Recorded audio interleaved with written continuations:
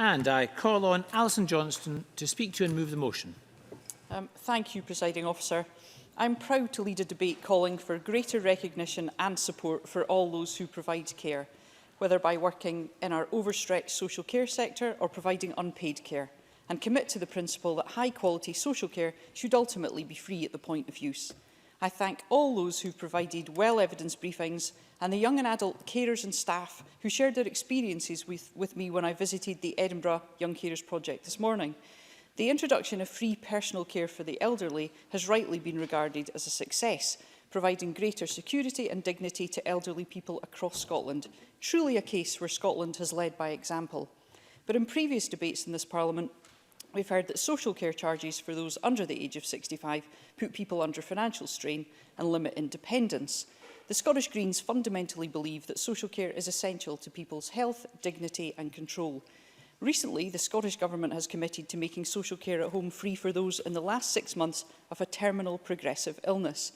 There have also been proposals to make social care free for all those with conditions like dementia and other degenerative neurological conditions. I applaud all the campaigners, charities and constituents who've pressed hard for these changes, not least Amanda Coppell, campaigning for Frank's Law, and we cannot fail to pay tribute to Gordon Aikman, whose contribution can't be overestimated. These are positive steps, but in the long term we must be wary of moving towards a situation where our entitlement to free social care is based on a particular medical diagnosis. Many people believe this is discriminatory and can't be justified. If you need the care, then you need the care, and it shouldn't matter what condition you have or what age you are.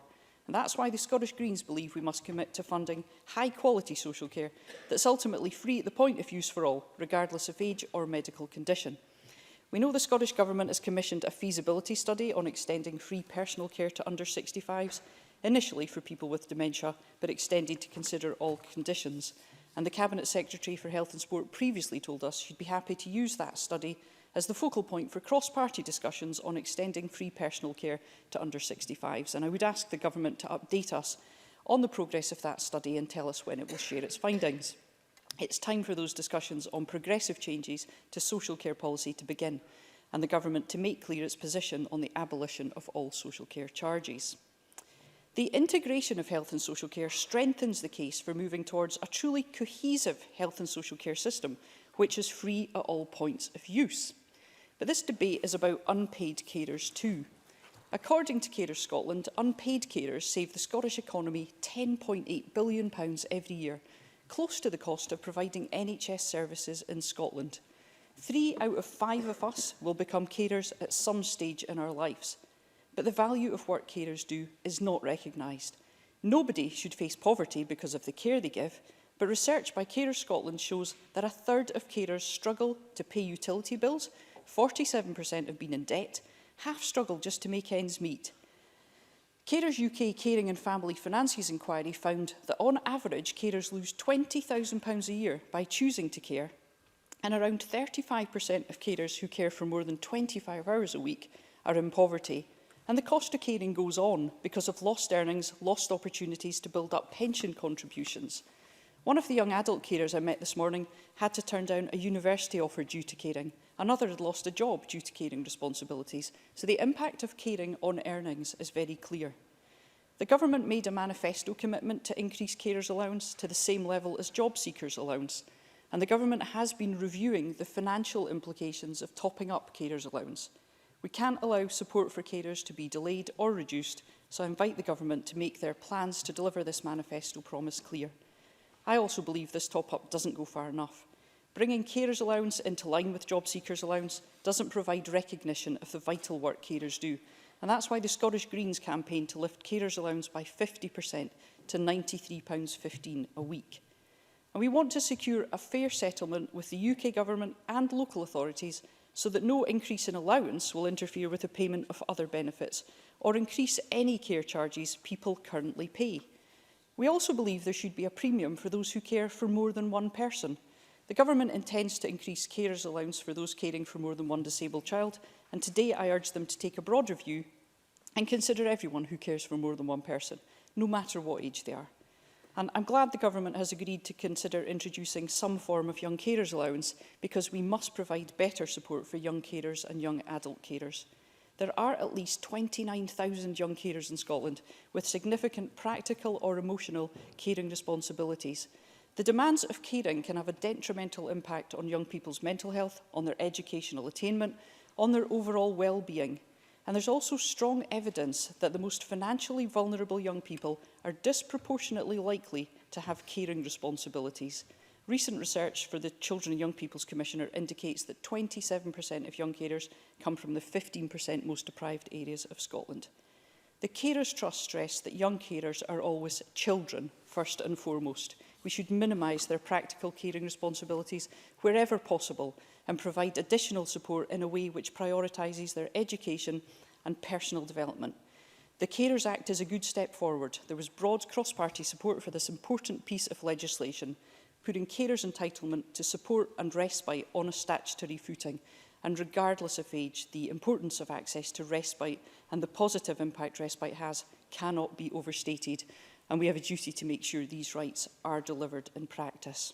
And there are many people too who don't realise that they are in fact carers and don't know they're eligible for support.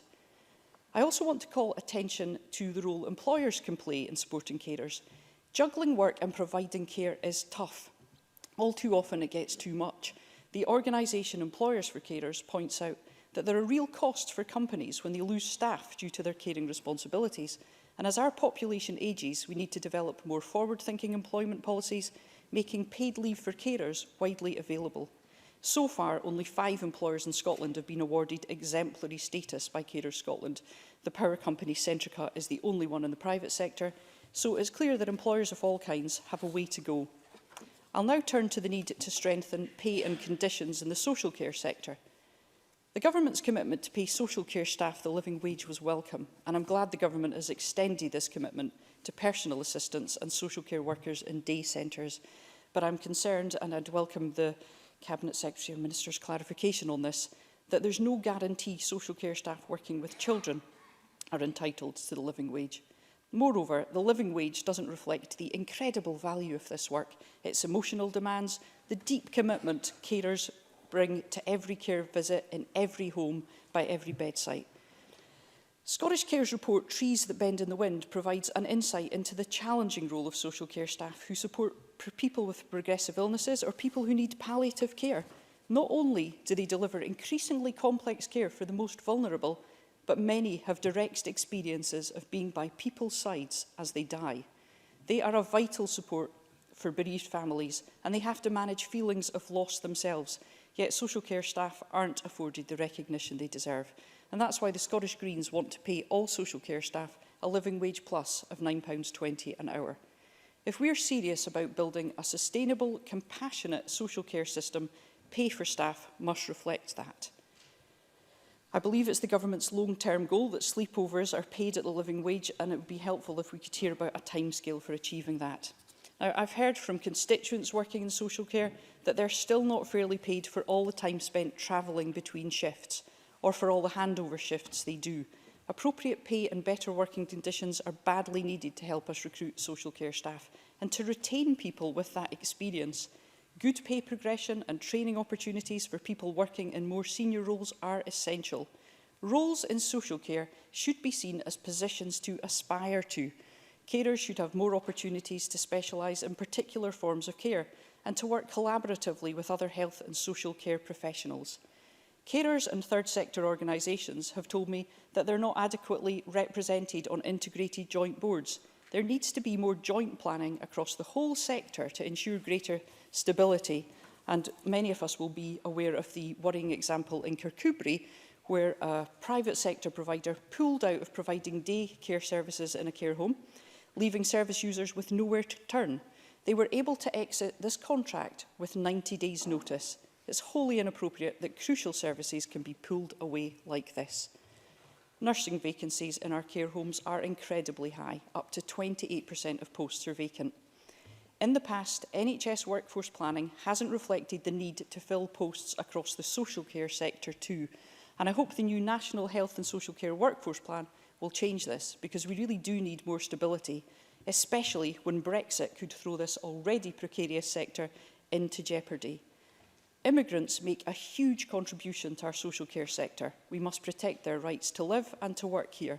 And nor can we forget the need to improve the conditions and pay for all the other staff, the cleaners, the cooks who support the social care sector.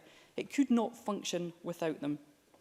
Presiding Officer, without carers, the independence and quality of life of many is diminished. Human rights are not realised. Without carers, the burden on our National Health Service becomes even greater. Few jobs are more important.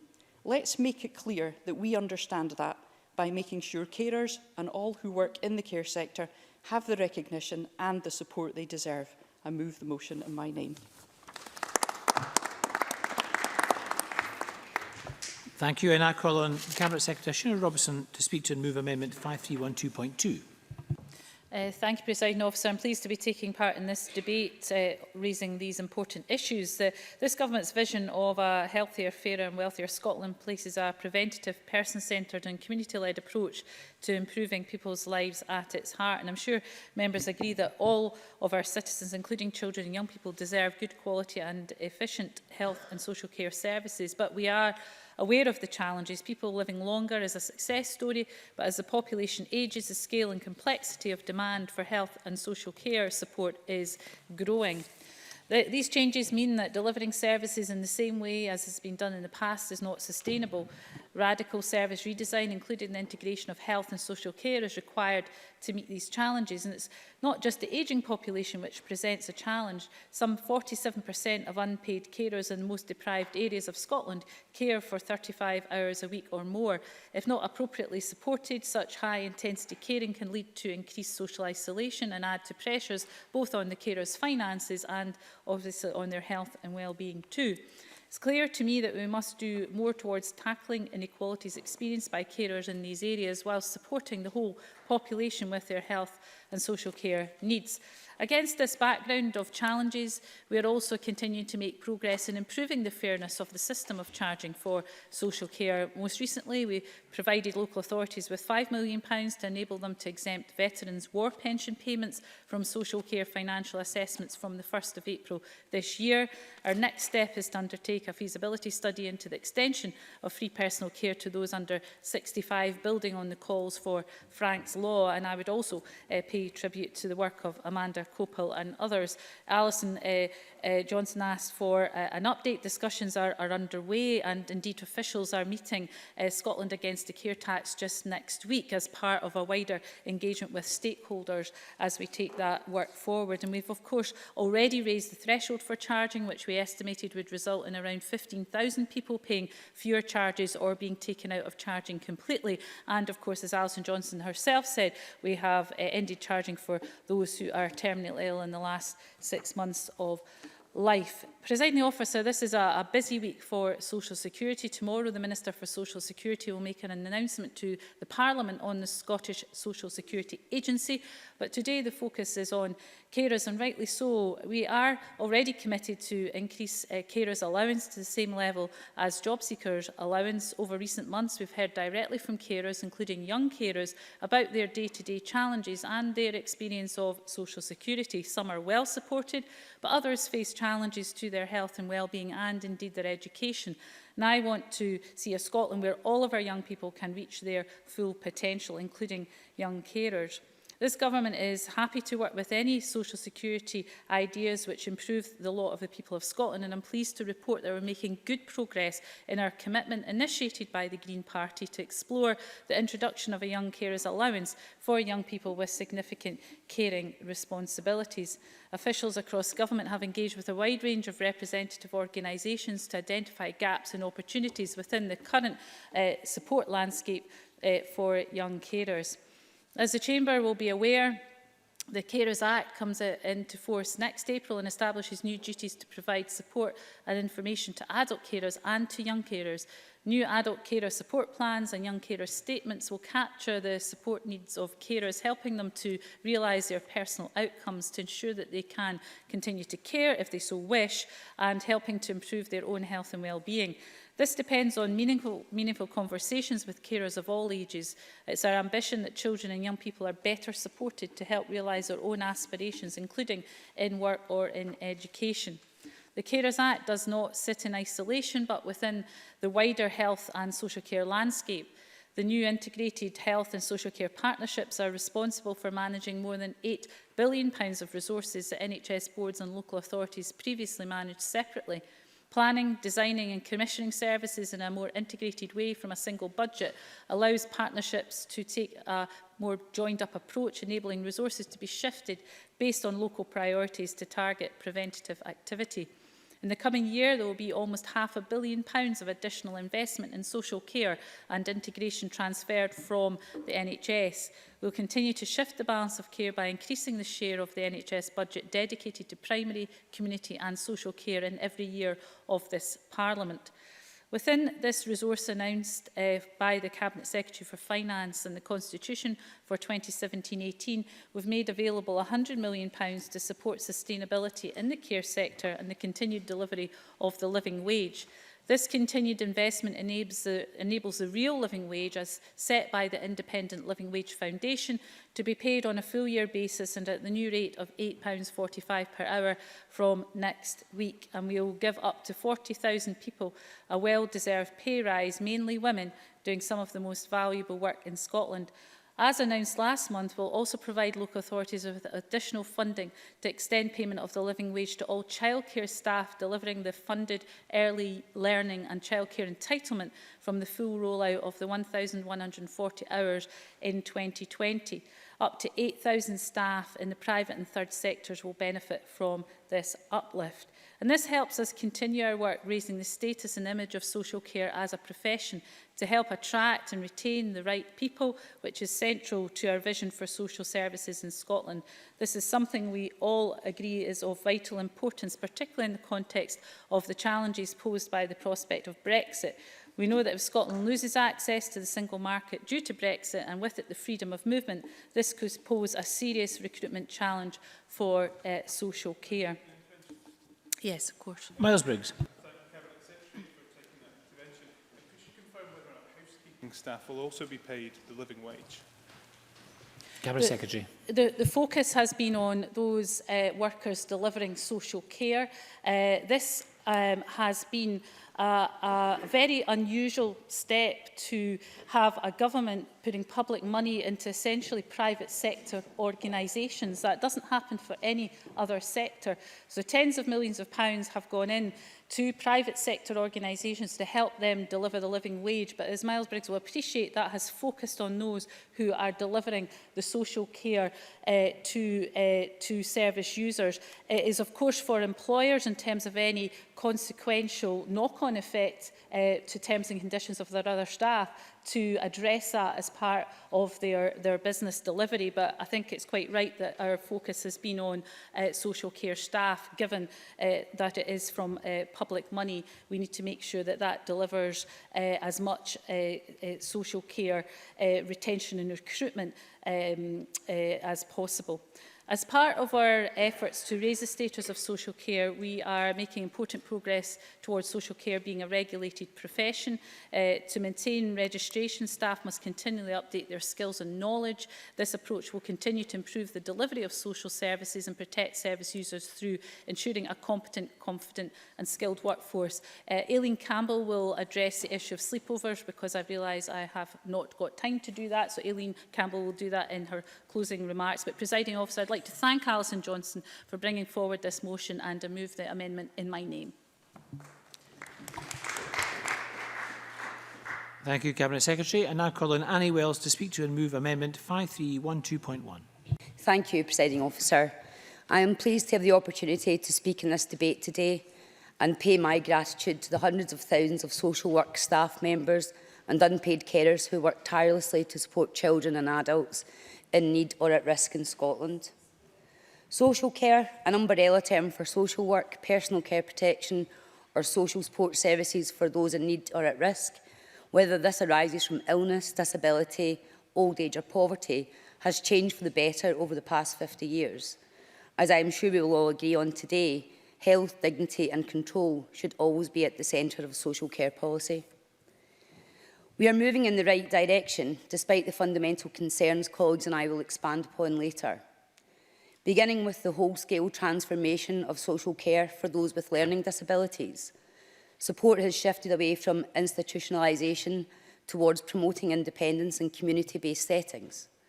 This move is still underway for mental health patients, and I welcome the progress being made to support people away from hospital and in truly person-centred surroundings. The benefits of this process are unquestionable, and we hope this will be extended even further through self-directed support, legislation which aims to give people control over their own support. After the Social Care Self-Directed Support Act came into force 3 years ago, obliging local authorities to offer people eligible for social care a range of choices over how they receive their support, people are now assessed and a budget is awarded to meet their support needs. Service users now have 4 choices: to either take a direct payment, a cash payment for them to purchase support directly, to choose a provider but have the council hold the budget, to have the council arrange their full support, the support in full, or a mixture of the previous 3. And as I have said, the benefits of this person-centred care are dramatic. I recently had the chance to speak to someone who worked for a social care provider and was able to recite accounts reinforcing this opinion. One gentleman who moved to supported living from hospital would always leave his lights on, not because he was incapable, but because he had lived in the hospital for most of his life, where nurses switched the lights on and off for him. Another instance was a woman who loathed showering due to a hospital ritual, whereby every morning she would be forced to shower straight away following horrific nightmares. Moving out of hospital and the freedom this gave her to choose whenever she wanted to shower, followed by a more soothing after ritual of a coffee and a cigarette to help calm her down, meant she was able to overcome this fear. These were both mental health patients who had lost all sense of independence and control while hospitalised for such a long time, and whose lives were improved dramatically by being offered choices and dedicated personalised support. Despite these positive steps, however, I would like to point out the concerns that many of us share. There are grave issues when it comes to recruitment and retention, something my colleague Donald Cameron will go on to talk about in more detail. And there are fundamental issues when it comes to staff numbers and working conditions. We do have an ageing social care workforce with ever-increasing workloads, and we need to provide the conditions and career opportunities in this sector that will support those people. Yes? Patrick Harvey. I'm grateful to the member for giving way. She recognises the importance of this work, as well as the challenges of recruitment and retention. Why then does the Tory amendment delete any reference to either the Green proposition for a living wage plus, or even the real living wage itself? Why isn't a decent wage a reasonable recompense for this important work? Before I call to respond to that, Ms Wells, just to say that there's time in hand for all members who want to make interventions in this debate, so we can be quite generous. Ms Wells. Thank you, Deputy Presiding Officer. Well, I think we can all agree it is a good thing, but there are problems with its implementation as well. Providers are struggling to cover the increased costs, and it doesn't seem to have had an impact on the recruitment quite yet. There are still major issues on recruitment and retention. We need to look at how best to improve such aspects of free personal care, something my colleague Miles Briggs has campaigned on tirelessly, as well as supporting Frank's Law, which would see free personal care being extended to dementia patients under the age of 65. I would also like to bring attention to reports by Age Scotland this week that over 8,500 elderly people a year are missing out on free personal care, as Alison Johnson had mentioned also. And this is because of delays in assessment and care arrangements. Underpinning all of these concerns, however, it is important to highlight the Audit Scotland report last year, which described the current model of care as unsustainable. Owing to demographic change, the increasingly complex demands for care and support, and policy commitments such as living wage, it is estimated that in addition to the annual billing hitting over £3 billion in Scotland, spending will also need to increase by 21% by 2020 unless new models of care are brought in. This is monumental, and we need to have serious discussions now on how best to develop new models of care fit for the future. And furthermore, whilst the integration of health and social care is certainly a step in the right direction, we need to do our utmost to make sure that communication channels are adequate for this formally integrated system. Despite a proper assessment having not yet taken place, the professionals are telling us there are issues and we need to take action. To conclude today, Deputy Presiding Officer, I would also like to reiterate my support for the work of social care workers and unpaid carers who support the hundreds of thousands of people in need across Scotland. Health, dignity and the ability to control one's own support should always be at the heart of any policy, and I am pleased to see that Scotland is making inroads with that regard. The issues underlying unpaid carers and social work staff, however, are still there. The Carers Bill, which comes into force next year, will make further progress in supporting unpaid carers who are often under-recognised. Their work is absolutely vital and alleviates huge amounts of pressure on social care services, but they need to be supported themselves. My colleagues Graham Simpson, Brian Whittle will talk in more detail on that during this debate. I move the amendment in my name. Thank you very much, Ms Wells. I call Colin Smith to speak to move Amendment 5312.3. Mr Smith, a generous 6 minutes, which means you've got more than 6 minutes.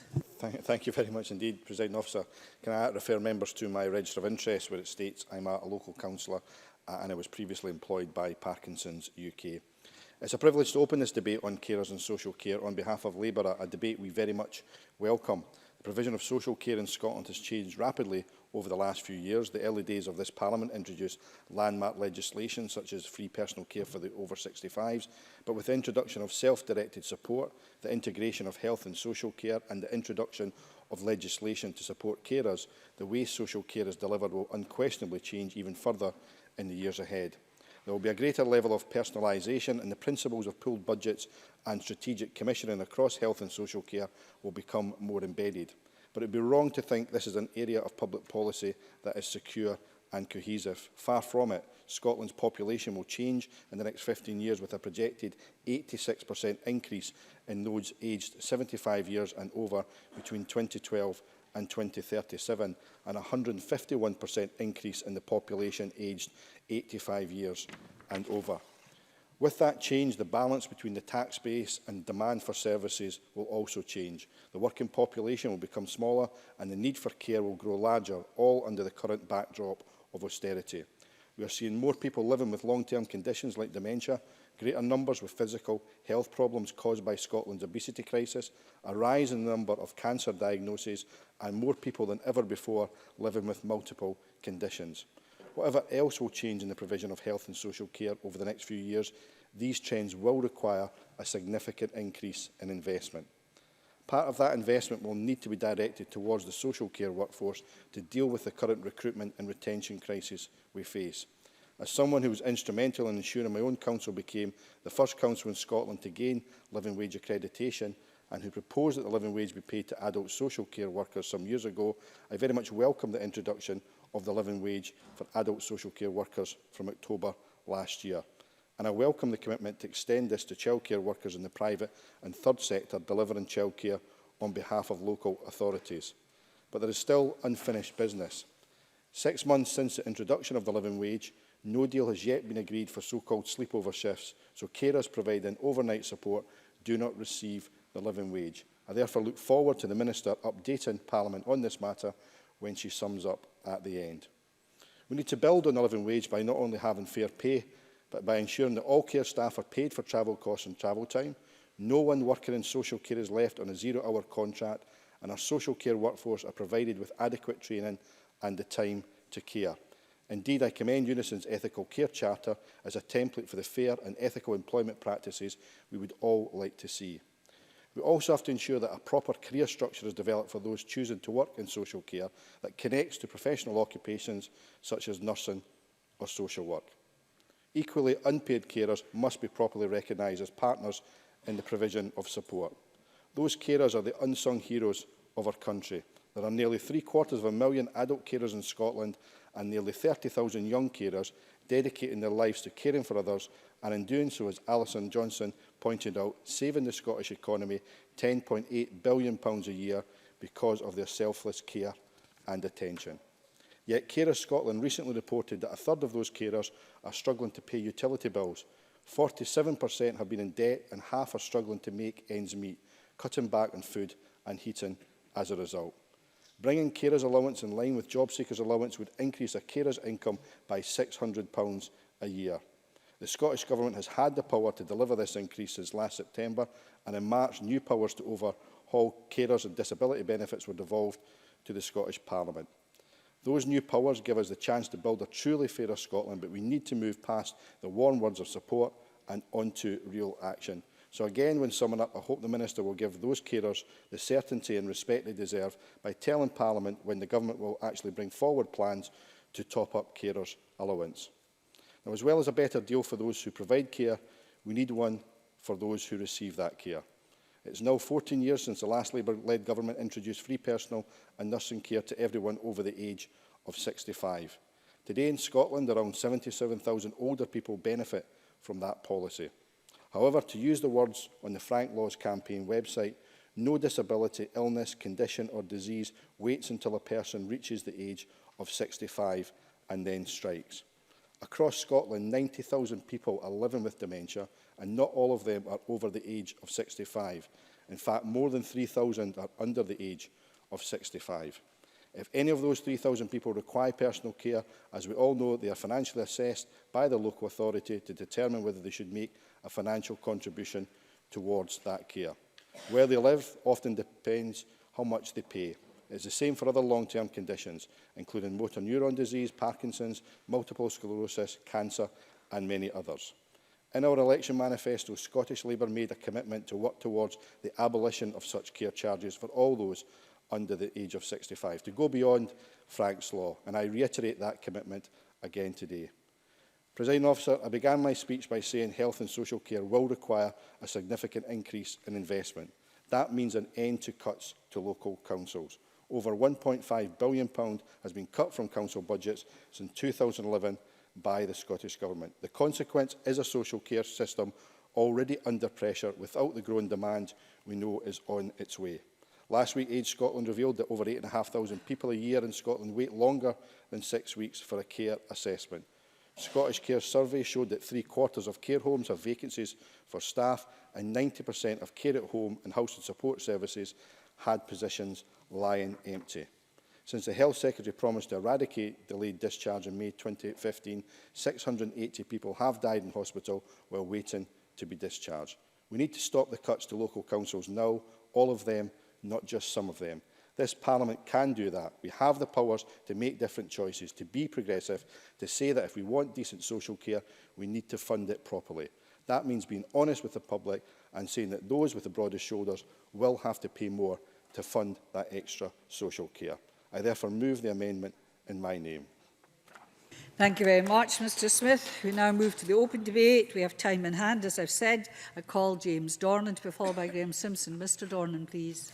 Thank you very much, Presiding Officer. There can hardly be a job that's more important than providing care for our most vulnerable members of society. Home carers are some of the most adaptable and committed workforce in the country, with a complex role which requires a wealth of knowledge. A home carer may be asked to work with children, those with a disability and, of course, to assist their elderly. I recently read a carers post on Facebook which went viral. Facebook's an online thing, Presiding Officer, that people contact each other through. I don't think I'd antagonise me so early into your speech. I can be vindictive. I'm kind of hoping you'll come to time. And I think it sums up the feeling outlined in this debate. The post was actually from a carer in England, but carers from all over England, Northern Ireland, Wales and of course Scotland commented on how accurate the post was and how they could resonate with this lady. Jessica Gentry said, quote, "She looked for signs of a stroke and waited in an ambulance, gave out 15 lots of medication, supported relatives, made 25 cups of tea, locked 17 doors, checked food supplies, reassured patients with dementia." The list continued. When I saw this post shared by carers in my constituency and across Scotland, I was deeply touched by it. And to be frank, once again, in awe of the amazing work these people commit themselves to so diligently. If my relative was in need of care, I would hope that they would receive the best care we were able to provide. In order for us to provide a full and comprehensive care package to those most in need, then we must support those carers who are at the front line when it comes to provision. Recently, I had a meeting with a group of home carers in my constituency. They're a passionate, committed group of carers determined to do the best for those they care for. but they're also determined to make sure that they get a real fair deal. And after this meeting, it prompted me to ask a question of the Government, and the question was to ask the Scottish Government what action it can take to ensure that local authorities should meet their moral and legal obligations in settling equal pay claims, and what discussions it has had with Glasgow City Council regarding this. Because this group of carers, this extremely hard-working and committed group of carers, were being treated as if they were less than equal to men. And I go on to talk about the gardeners and grave diggers that work for the council, and I completely accept that they do a very difficult job, but they're graded higher than these people who do maybe some of the most difficult jobs in society, and certainly some of the most important jobs in society. Now, Home Care Glasgow was placed into an arm's-length body a number of years ago, and many of those involved in equal pay fight claim that this was Glasgow City Council's way of excluding those carers in the fight for equality in pay. If that was the case, then I can say that the Council has been unsuccessful, as the home carers have become an integral part of the equal pay movement and are determined to get what is rightfully theirs. I spoke to Mark Irvin, who's one of the leading advocates for this campaign, and he told me that part of the problem was that the carers are providing a Cinderella service and that they don't have a traditional place of work, which makes it harder for them to bring together involved parties, such as outside bodies, family members and, of course, the client requiring care. As the demand on carers seems to be getting greater, it seems like authorities such as Glasgow are more and more resistant to matching demands with resources. Studies done by campaign groups show that home carers are still not paid as well as the more traditional male council roles that I mentioned earlier on. Not only is this grossly unfair, it just isn't conducive to providing the best possible care for those who need it most. It's more than clear that these carers deserve the best support, pay and recognition that authorities have to offer. And at this point, I want to go back to the answer that Annie Wells gave to Patrick Harvey. If it's not about pay that you want to attract carers in, if it's not about pay and it's not about conditions, and what is it that you think that you can make more attractive to make people become carers if you don't think that they should be entitled to the living wage? I mean, why did you vote against that £100 million that could have made it more attractive to for people to become carers? If you think that we need to, and we clearly do, if you think that we need to attract them. And I'm more than happy to take an intervention if you've got a response to that. Can I remind the member not to use the term you, but the member's name? So this is for the official report. Yes, sorry. I was addressing that to Annie Wells, Conservative MP for the Glasgow region. That's just a wee bit cheeky. Well, discussing... No, what? No, sorry, sit down, Mr Dornan. You're just verging with a wee bit cheeky with me, and it's not going down well with me. Presiding Officer, you did ask me to identify her. While discussing care, it would be wrong of me not to mention those home carers who are not employed by a governing body, but do it because they're a family member, friend or partner. Many people are unable to seek employment because they're committed to the care of a loved one, which is not only a vocation, but a role which takes considerable strain off local authorities and organisations. Young carers in my constituency are among some of the most remarkable young people I have ever had the privilege of meeting. They often do a job beyond their years, while at the same time trying to study and plan for their own future. And that's why I'm thrilled that the Scottish Government is looking at young carers allowance.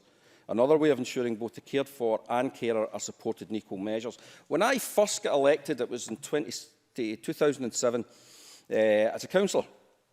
And my very first official duty was to attend Glasgow South East Carers, and it was an event on young carers.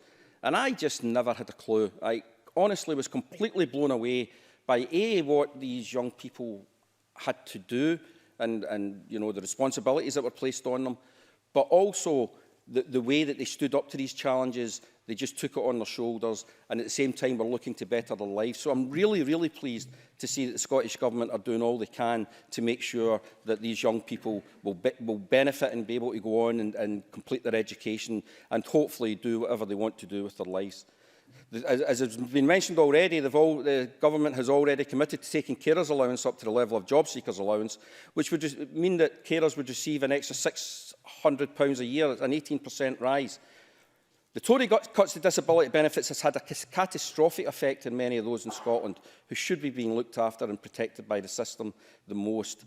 In order for the Scottish Government to be able to do this properly, they have to continue with appropriate consultation, and I look forward to seeing this being passed as legislation after it follows proper parliamentary procedure. And I have to take Colin Smythe up on his point there. the opposition must know fine well that the Scottish Government have to do this in consultation with the DWP. They already know that they're in that process, and they already know that until such times as there's been an agreement with the DWP for that to be rolled out, then it becomes very difficult to do so. So you can't ask for a date whilst we're already in the process of trying to get the procedures in place. I did see a dig by one of Mr Smith's colleagues in Evening Times earlier this year, and he seemed to be keen to criticise the government, who's committed to getting it right when it comes to all the new powers. However, I would agree with Mr Sarwar on one quote when he said, "Carers are the unsung heroes of our communities. Thousands of people dedicate their lives to caring for others and save the government, especially our NHS and social care system, thousands of pounds because of their selfless care and attention." I should probably then challenge him on this, because if he feels so strongly about carers, what about the carers who are paid by Glasgow City Council and are being treated with what seems to me like complete and utter contempt in their fight for equal pay? When we stand up for carers, we must stand up for all of them, because no one role is worth more than the other. Be it private, be it kinship carers, be it third sector organisations, and many more who are ensuring the most vulnerable in our community are not only looked after, but continue to play a worthy and functioning part of that fairer Scotland which we all seek. Thank you. Thank you very much, Mr Dornan. Call Graham Simpson to be followed by Kate Forbes. Mr Simpson, please. Thank you. Can I first of all thank the Greens for bringing this issue to Parliament? It's important that we discuss social care and carers. It's an issue that affects people directly and will continue to impact on them when the Carers Scotland Act comes into force next year. Deputy Presiding Officer, 1 in 6 of Scotland's population is an unpaid carer. There are 759,000 adult carers and 29,000 young carers. In 20 years, there could be 1 million carers in Scotland. These are extraordinary statistics. But carers do what they do, not for money, but for love. Many of us in this chamber could either be a carer, become a carer, know a carer, or at some point in our lives need a carer.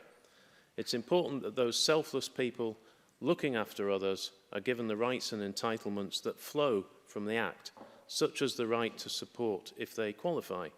It's also vital that sufficient resources are available to fully implement the new duties. And the problem is that we don't know with any degree of certainty what it will cost.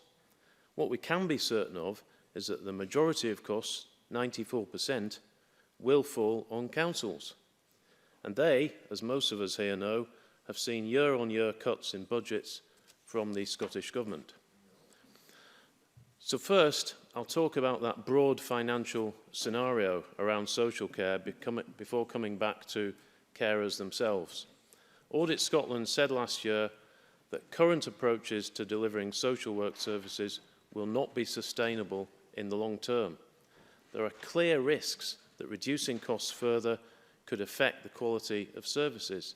It's pretty obvious too that if the SNP's squeeze on councils continues, then some could simply change the rules on eligibility to make sure fewer carers qualify for help. So let me continue this point and I'll let you in.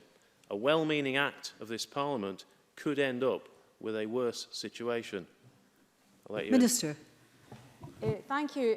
The member was articulating a case that services require more investment. I think this government has given a very fair settlement to local government. But what's his views on the fact that this government has to spend £100 million mitigating the worst impacts of welfare reforms that his party in Westminster has put on Scotland? Mr Simpson. The impact on councils comes from the money given to councils by this government, and that has been cut year on year, and that affects carers. The number of adults in need of care is expected to increase 30% in under 10 years. That could place an intolerable strain on carers, with many simply giving up. With social care already struggling to cope, with 1.1 billion of cuts between 2010 and 2015, councils will find it increasingly difficult to find adequate resources to support carers and their families. Funding for social care is in crisis, and the Scottish Government has to do something about it, not just now. There are huge challenges As Audit Scotland said, social work departments are facing significant challenges because of a combination of financial pressures caused by real terms reduction in overall council spending, demographic change and the cost of implementing new legislation and policies. If councils and IJBs continue to provide services in the same way, we've estimated that these changes will require council social work spending to increase by between £510 million and £667 million by 2020. Cabinet Secretary. The member on 3 occasions now has said that he thinks that local government should get more money. Can he say how much more money and where that money has to come from? Graham Simpson. The Cabinet Secretary knows. The Cabinet Secretary knows that this is a matter of choice, and the SNP government, her government, has taken the choice year on year to cut councils' budgets. That is a choice. You have chosen to penalise councils across this country. On to carers themselves, Deputy Presiding Officer. There's a financial impact on you if you become a carer. A third of carers are struggling to pay utility bills. 47% have been in debt and half are struggling to make ends meet. They cut back on essentials like food and heating. The main carers benefit is worth just £62.10 for a minimum of 35 hours a week. Yet their value to us all is huge. In 2015, a Carers UK report estimated that the value of carers' contributions in Scotland was £10.8 billion. And in the Scottish Conservative 2016 manifesto, we called for carers' allowance to be aligned with job seekers' allowance, benefiting over 60,000 people. That's something that Carers Scotland agrees with, and I thank them for their useful briefing ahead of this debate. Now, many carers find that their career and promotion opportunities are affected, that they have to reduce hours or give up work altogether. Carers who've given up work to care also find it difficult to return to the workplace. Almost a third have been out of the workplace for 10 years or more. A quarter of carers not currently in work say they would like to return to work, and almost 2/3 would like to when their caring role has ended. Carers care, and we should care for them. They deserve a break now and then. Providing short break opportunities for carers and those who they care for is vital, but the availability and choice of short breaks across Scotland for them varies considerably, and there's growing evidence of significant cuts to existing levels of service provision. I'd like to close by quoting from a briefing sent in by Marie Curie, which I think sums it up. Caring for those with long-term illness and coming to the end of life can be all-encompassing. Carers face increasing demands and challenges on their time as the condition of the person they care for deteriorates. Many carers of people with a terminal illness do not see themselves as carers, but simply as people looking after loved ones. Deputy Presiding Officer, they deserve our full support. Thank you very much, Mr Simpson. I call Kate Forbes to be followed by Mark Ruskell. Ms Forbes, please. Thank you, Presiding Officer. A person far better and wiser than I am said that the true measure of any society can be found in how it treats its most vulnerable members. But, Presiding Officer, in today's debate, I want to push that further to say that how we support those who care for our most vulnerable, who give so much of their time, energy and care to those who need it most, how we support carers demonstrates how much we value our most vulnerable. For too long, carers have been under-supported, undervalued and underpaid, and that is a poor indictment on how we have cared for those who care, both paid and unpaid carers. My two sisters currently work as carers, and I'm absolutely in awe of their hard work. I remember last summer, after I was first elected, being asked by a friend how busy I was as I stood next to my sister, who'd been doing 12-hour shifts of back-breaking, emotionally intensive and pressurised work, and thinking, ask her, she's the hero here. And then last Sunday, as I was getting ready to go to my nice warm bed, my other sister was travelling across Edinburgh at 10 p.m. to do a sleepover, which probably had very little to do with sleep. So I think my sisters are pretty incredible, but I respect them even more for the work they do for the sake of others. It's not easy, but it's of enormous value.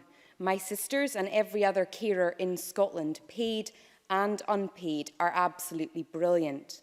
But whilst I'm sure our rhetoric is caring and supportive, it's our actions that really count. And that's why it's not just unfair that support in the form of the carers allowance is the lowest of all working age benefits. It demonstrates that our actions have fallen seriously short of caring for carers. And I'm really pleased that when our government gets the power to do so, we will increase carers allowance. And I'm pleased that the Scottish Government will also allocate an additional £100 million for the continued delivery of the living wage for adult care workers and sustainability in the sector at large.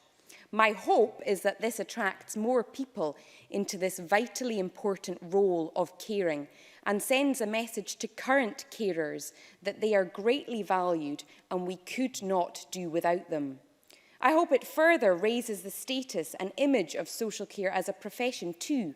Lack of carers is certainly a challenge in the Highlands, as we've seen recently in the news as the Haven care home in Uig announced it was closing due to a difficulty in finding carers. And that is a challenge for other residential care homes too, who find it harder, particularly in the Highlands, in rural, smaller areas, where it's harder with fewer beds to make ends meet.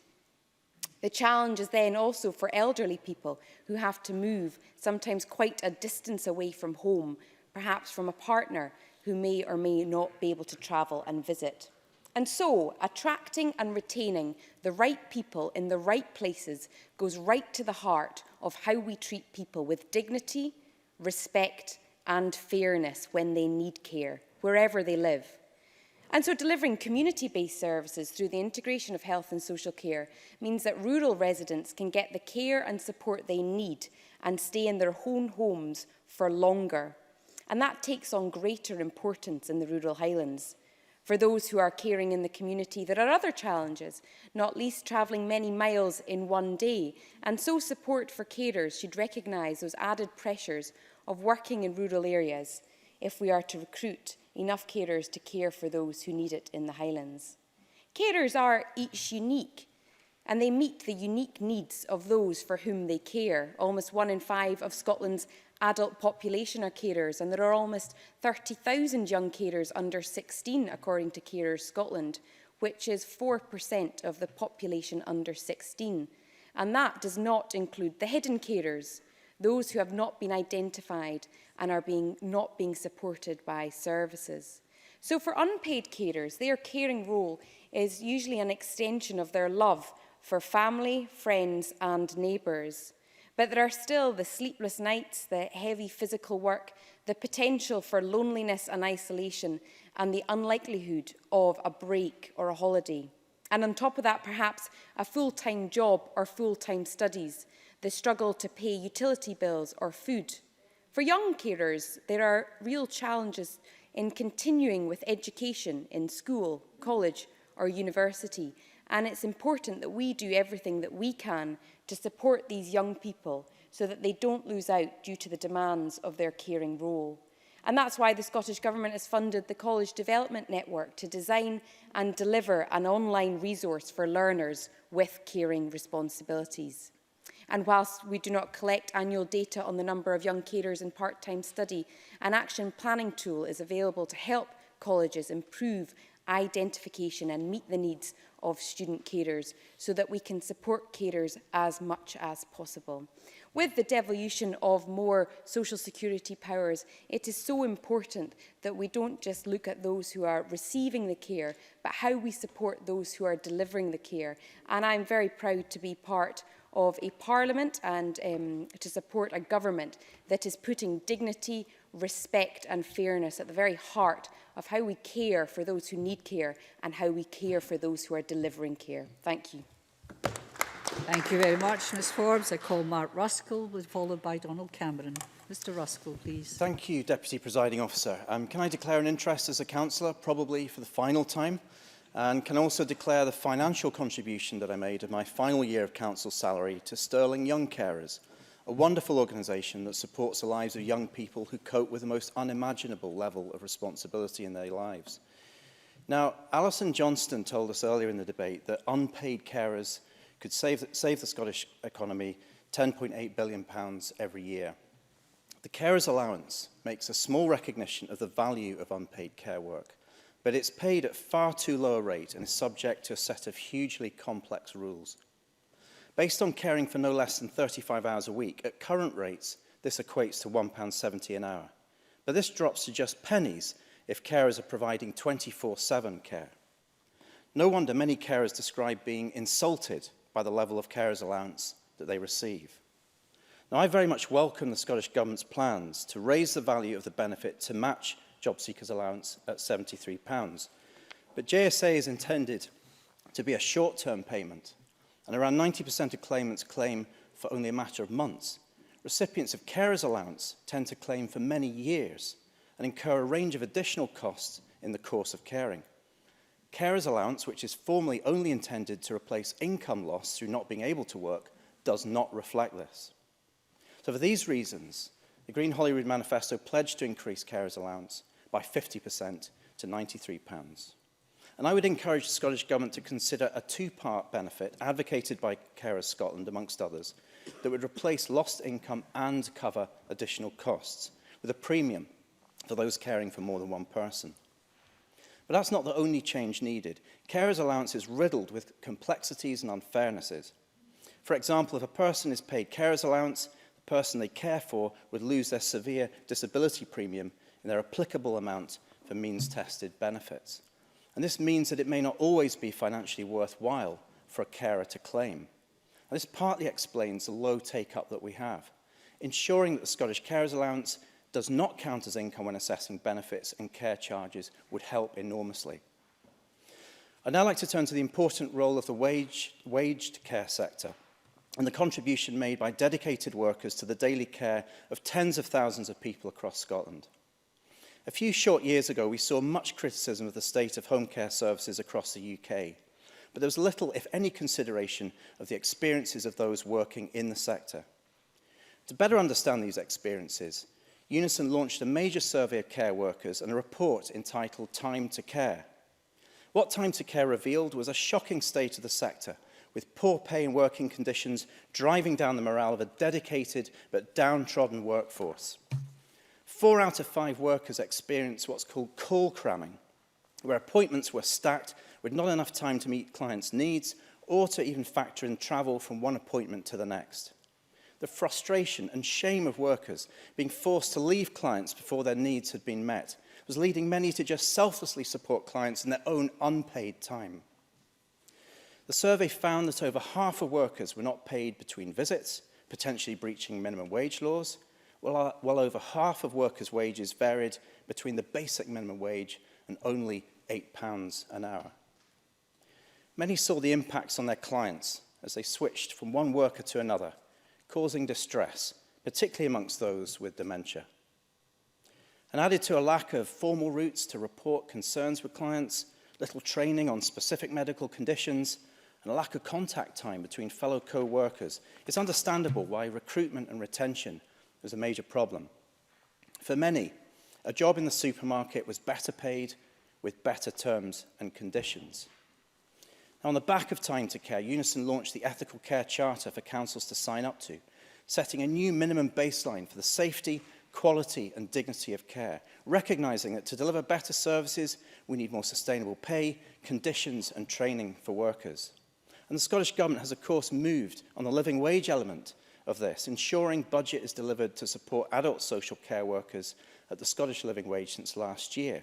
However, there are still questions about whether those working in child social care are getting the living wage as well. And I'm hearing repeated anecdotal evidence around the doors that some care workers are not receiving the living wage. And with concerns about the lack of contract monitoring of some councils, I would like the Minister in closing to address this point directly. The full Ethical Care Charter needs to be implemented by every council in Scotland, and I congratulate North Ayrshire, North Lanarkshire and Renfrewshire councils who have signed. I pushed the Charter hard in my own council in Stirling, and while it has stopped short of signing up in full, It's 95% of the way there, with the remaining legacy contracts being addressed in the months ahead. Putting the needs of clients first in the way services are timed and delivered, while supporting the training and support of care workers matters. Applying a decent living wage of £9.20 an hour, ensuring sick pay, and an end to zero-hours contracts and unpaid travel time builds a workforce who are respected and valued for the incredible work that they do. Presiding officer, our carers, both waged and unwaged, are unsung heroes. They deserve the support of all of us in this chamber and in council chambers across Scotland. Thank you very much, Mr Rusk. I'll call Donald Cameron, to be followed by Bob Doris. Mr Cameron, please. Thank you, Deputy Presiding Officer. This has been an extremely interesting debate. I'm delighted to be able to contribute on what is a significant and highly important matter. I'd like to begin by joining others in this chamber who have paid tribute to those who currently work in care, those in the social care sector, and of course those who care for loved ones, often unpaid and thankless, but do so because of their love and commitment to the person they care for. It's absolutely right that we dedicate a parliamentary debate to carers and the role they play in Scotland. I commend the Scottish Green Party. Although our amendment takes a different tack, there is much that we can agree on. This type of debate may be technical at times, but there's always a real person that our actions affect, whether that be a care worker, a young person caring for their parent, or indeed parents caring for a vulnerable child. And it is, of course, MS Awareness Week. Carers play a huge role in caring for those with MS, and I would like to draw attention to George Adams' members' debate, which follows decision time, and I look forward to participating in that, and I hope many others do too. I want to focus on social care in particular. I will cover on an area that has come under close scrutiny for some time, which is the retention and recruitment of staff. This is pertinent across Scotland, but representing a particularly rural area, I'm acutely aware of the issues around needing to find car drivers for carers, issues about travelling to and from employment during working hours, sleepovers, and the pressure on keeping remote and rural care homes open. Kate Forbes has mentioned one, but I feel I have to mention Auchinleigh in Campbelltown and Struan Lodge in Dunoon, which I recently visited and met with staff there. Just this month, on staffing, the Herald newspaper ran a story focusing on research carried out by the voice of the independent care sector, Scottish Care, which found that more than 3/4 of care homes have unfilled staff vacancies and that 9 in 10 care-at-home services say they have difficulty in filling positions. This shouldn't come as a surprise. Those of us who are members of the Health and Sport Committee last September heard representatives from the care sector give evidence, as well as from carers themselves. And I want to touch on a few of the issues raised at that meeting because I believe it's vitally important that we take on board the opinions of those who work in care and also those who represent the workforce. Donald McCaskill, who's the Chief Executive of Scottish Care, spoke about the difficulty in recruiting new staff due to the fact that many individuals do not find working with people in care attractive, and that society and Scotland as a whole does not value those who work in caring for old people. Scottish Care have also highlighted the shortage of nurses in care homes and the vacancy rates there. Given the large proportion of care provided by the independent care sector on behalf of local authorities, this is highly concerning. Annie Gunnar-Logan from the Coalition of Care and Support Providers in Scotland argued that the way that care is currently being delivered in Scotland isn't sustainable. She was critical of workforce planning and the way that care is procured by care providers. In her evidence, she said that it has become very difficult for care providers to plan ahead on the basis of existing framework contracts, which she says means that they have no sense of the number of people they might have to support in the future or the number of hours of support that they might have to provide. It is clear from this evidence that working in care is often seen as unattractive, and given the issues this raises for both the workforce and indeed care providers, we see a system that is in many ways unworkable and unmanageable. An interesting point, and others have made it this afternoon, that Annie Gunnar-Logan made reference to, was a claim that it would not be much longer before every single school leaver would have to go into the care sector if it was to be kept afloat. That's a startling and worrying claim. Similarly, the evidence presented in committee last September suggested that 60,000 new social care workers are required to meet the demands of an ageing population. That also is particularly stark. And it is true to say that staffing cuts across both the independent and the public care, social care sector. I'd like to move on to staff morale. A survey carried out by the Institute for Research and Innovation in social services show not only that is the workforce ageing and increasingly ageing, but there is an increasingly overburdened workforce. 62% of carers said they had to do additional work most weeks, and almost 9 in 10 said they'd seen a reduction in the support available to service users. And like others across this chamber, in layman's terms, those on the ground have less time to do what they do best, which is caring for some of the most vulnerable people in our society. As one carer put it in a survey, staff are pushed more and more and more. Carers Scotland noted that 80% of carers feel that their own personal health is worse because of their job. And given the fact that the current average rate of staff turnover sits at 22%, it's clear that there is a major problem that requires solutions. Having been in this chamber for almost a year now, a large part of my debating time has been about highlighting the staffing crisis across the NHS, but also the social care sector. Recruitment and retention has been highlighted time and time again by professional bodies and in the Health Committee, and the Scottish Government urgently needs to put a plan in place to deal with this. In conclusion, Deputy Presiding Officer, it is clear that we need to make care a more attractive career option and break down the barriers that stop people entering the profession. We need to listen to the professionals more now than ever as to why these problems have persisted and are now becoming increasingly exacerbated. And above all, we have an opportunity in this Parliament to set social care on the right footing so that it can operate to the benefit of staff and, most importantly, the person they care for. Thank you very much, Mr Cameron. I call Bob Doris, to be followed by Alec Cole-Hamilton. Mr Doris, please. Thank you very much, Presiding Officer. In the motion before us and in the Scottish Government Amendment, Brexit's mentioned... Your microphone, please. Yeah, hopefully that's okay now, Presiding Officer. In the motion before us in the Scottish Government Amendment, Brexit is mentioned in the Local Government and Communities Committee, which I convene, heard serious concerns in relation to the potential impact of Brexit on carers and social care. We conducted a number of evidence sessions and heard from various organisations, including COSLA and the STUC. It can be difficult, as we've heard, it can be difficult to recruit and retain staff within social care, and to have the staff view it as a first-choice career and of significant value to society. Carers in the social care sector are worth their weight in gold, but they're not always paid their weight in gold, that's for sure, and we've heard some concerns over that today. That's why the move towards the real living wage is a significant move forward by this Scottish Government, underpinned by £125 million of funding. It's wonderful there's aspirations to go further, but let's put on record that fantastic success achieved by the Scottish Government. So in that context, we view Brexit with associated concerns over the end of freedom of movement of people, particularly in key sectors such as social care.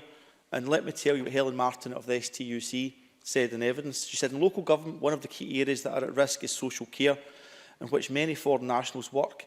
It is potentially of particular risk of not being able to fill roles if we do not have access to EU labour. And the Conservatives themselves spoke about the staff crisis in social care, yet they're stymieing one of our biggest sources of quality labour to meet the needs of older people in later life. That's just a ridiculous dichotomy that they can't explain. Or Councillor O'Neill, head of COSLA, Davy O'Neill, said, within our health service, the number of people who come from out with the UK is critical. An awful lot of childcare workers and other care workers are from outside the UK. If such people lose the ability to come to Scotland, it will be a really big problem for us. It's not myself as a government backbencher saying this to the government. It's actually COSLA that's saying this. It's the STU that's saying this. It's the Conservatives that are saying this, but they're causing the problem in relation to Brexit. I want to say a little bit about the care experience of my family, which I know, given my constituency casework, is not uncommon. For older citizens, there are often two carers in a household where couples actually support and care for each other. Partners, both in frail health, provide care for each other. A codependency model is very often the case in many a household. In my mother's case, she was elderly, frail and had vascular dementia. My father, although younger, had various health conditions over many years, long-term mobility issues also. My mother lived the last year of her life in a care home, and my father passed away still at home, eventually in a hospice 6 months later, dying of lung cancer. And the hindsight's a wonderful thing for all of us. But I suspect, despite the high level of at-home support, to be fair, provided by Western Bartonshire Council, in this instance, my mother would have benefited from a residential support placement far earlier than she actually got it. And actually, my father also. But I'm not sure what models of residential support exist in such circumstances. There's the need to advance the model of residential support. Why wouldn't we consider identifying a joint care home placement for a couple who are hurtling towards the obvious need for residential care? Why would we have a situation where you compound bereavement in a family by tearing one lifelong partner away from the other to residential care, and then when the second partner needs residential care, the opportunity of actually having a co-located care placement is almost non-existent? Two people living in different care homes. That wasn't the situation in my mother and father's case, but I merely make the point that I know that is the situation because I've got a constituency case at the moment where I haven't actually asked permission to share the full details of it. So I'll merely say that I have a constituency case at the moment where that looks like it might be the situation. And I'm not actually criticising at the moment the local authority or the Integrated Joint Care Board. I'm not sure we have the models available to work that one out, but I think we have to do that.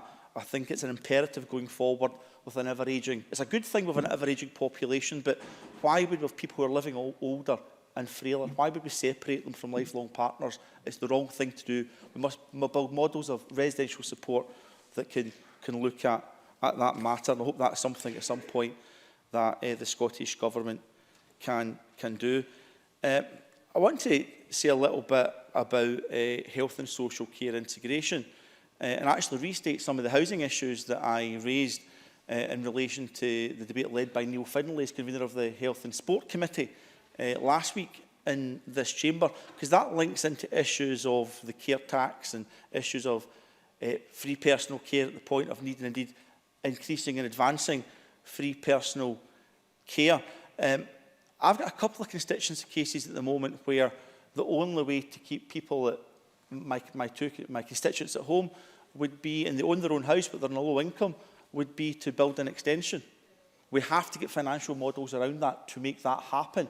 But I get the issues, as I said last week, about the equity within that house, and it's having models available to sustain them at home, but making sure the public purse is protected. I've got another constituent who owns their flat, who desperately needs ground level accommodation. We have to make sure health and social care services and the housing association, who I hope will buy that flat back, work seamlessly to make sure that my vulnerable constituent is protected, but also to make sure that the public purse is protected and that's sustainable as well. Can I finish off, and I'm hoping I can find the quote I'm looking for. Yes, here it is. Can I finish off by saying I'm trying to give consensual ways we could develop the system going forward. I genuinely don't feel we've had that necessarily from the Labour benches or the Conservative benches who have talked about council cuts. So let me just put one thing on the record in relation to alleged council cuts. Councillor Frank McAfeety, leader of Glasgow City Council, talks about cuts in the local authority area, but he never ever includes additional monies from health and social care integration ever. But he did during the budget process in the Scottish Parliament for the Local Government and Communities Committee. And here's what Mr McAfeety said. 33 million was the element of integrated joint board resource allocation that was made to the council. Half of that to meet the living wage obligations, a good thing. That's my words, but I'm sure Mr McAfeety thinks a good thing as well. The other half was to alleviate pressures in social work services. £33 million that doesn't count in Labour's figures. But there's the leader of the largest council in Scotland saying it's making a difference. That's what he told our committee. And as for the Conservatives who cut resources to Scotland, shame on you for calling for more for local social services when you won't say where a penny will come from. So in my speech, I've sought to challenge my own government for where the system has to be improved and do that with a degree of consensualness. I hope that continues by others in this debate. Thank you. Thank you very much. I call Alec Cole-Hamilton, followed by Stuart McMillan. Mr Cole-Hamilton, please. Thank you, Deputy Presiding Officer. I'd like to start by thanking the Scottish Green Party for bringing this important motion to Parliament today, and I can assure them of our support. I also refer members to my declaration of interest in respect of the fact that before I came to this place, I worked for the children's charity Abelara, which provides a range of support services to children with disabilities and their families. I share the sentiments of every member in this chamber who has spoken this afternoon in the spirit of that shared belief that carers in Scotland are without question the unsung heroes of our nation. We rely on them to fill the gap that we can't meet in the delivery of health and personal care services to the tune of somewhere north of £11 billion a year. We rely on them to respond with flexibility and speed to the needs of the people that they care for when that situation deteriorates, and we rely on them to accept monumental disruption that late-night emergencies, protracted hospital stays, red tape in the welfare system can all exert in their daily lives. Every week, I seek to help constituents who are working their hearts out to provide care for the children that they love, but seem to do so in near isolation. People like Khalida Hussain, who was relieved to finally get a diagnosis for her severely autistic son a year ago, only to discover that meant joining an even longer waiting list for assessment and resource allocation, which she is yet to receive. Or like Elspeth Martin, who is keen, through her own resources, to provide an additional support worker for her own son to support his learning in school, but is told she can't because of a council policy that actually doesn't even exist. And like Caroline Muir, whose teenage son has ricocheted from school to school following exclusion after exclusion due to challenging behaviour linked to Asperger's, to the point where I have helped her to submit a Section 70 complaint to Scottish ministers, so badly has she been let down. I should add that each of these constituents have given me their express permission to name them today.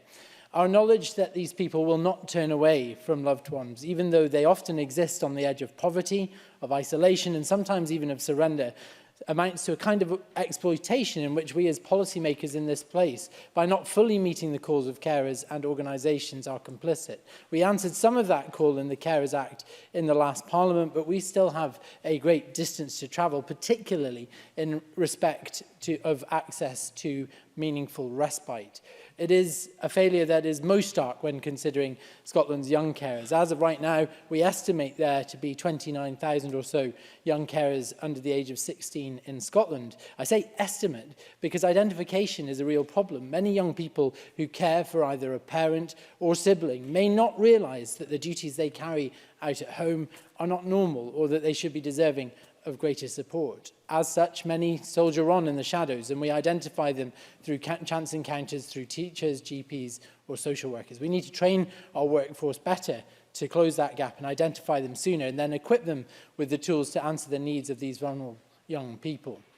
Presiding Officer, we put far too little value on the service provided by those 750,000 or more friends, families, members and neighbours who on any given day in Scotland provide a caring role. We seldom offer them thanks, and more often than not, when the needs and demands of their role increase, we meet that change in circumstance with indifferent expectation.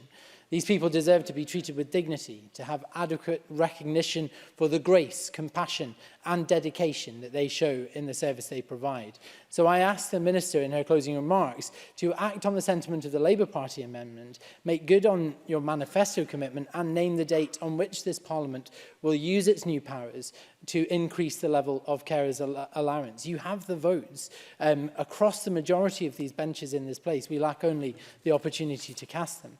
Presiding Officer, the amount we value care in our society is discernible. I will. Sandra White. I thank the member for taking the intervention when you mentioned about the increase in carers allowance. I will mention it in my contribution, but the reason it hasn't been introduced just now is we've got to work with Westminster at the moment, and we cannot just introduce it straight away. We all want to introduce it, but as a convener of the committee, we can't possibly do it just now. Alex Cole-Hamilton. I thank Sandra White for her intervention. I absolutely recognise the role that Westminster has in the delay in this, but I would like to see a clearer understanding of the timetable that the Scottish Government would favour in terms of its introduction. Presiding Officer, the amount we value care in our society is discernible from the criminally low levels of pay offered to our professional care workforce, which in turn is linked to resource allocation to families who either directly or through local authorities commission care. Whilst local authorities cite a balance in favour of quality over cost when it comes to commissioning, there are examples up and down this land of providers paring back on cost to the bare minimum to meet their contractual obligations, incorporating travel time into the hourly rate, a particular problem in rural areas, and paying staff poverty wages whilst taking a markup skim from the advertised rate. My fellow members of the Health and Sport Committee have on a number of occasions met with members of this workforce who cite the compassion they have for those for whom they care as the only reason they just don't jack the whole thing in and go and stack shelves in a supermarket for the same money. No wonder the market is so barren. Caring should be a career of the highest esteem and one that is both enriching in the interpersonal warmth that passes between both caregiver and receiver and in the financial recompense they receive for this role. We want primary school children to fantasise about growing up to be one, and we want foreign workers to see Scotland as a country of choice to relocate and enter the profession. But, Presiding Officer, we need a culture shift at every level of government in Scotland to make this happen. And it is only the political will that we lack to do so and which stands in our way.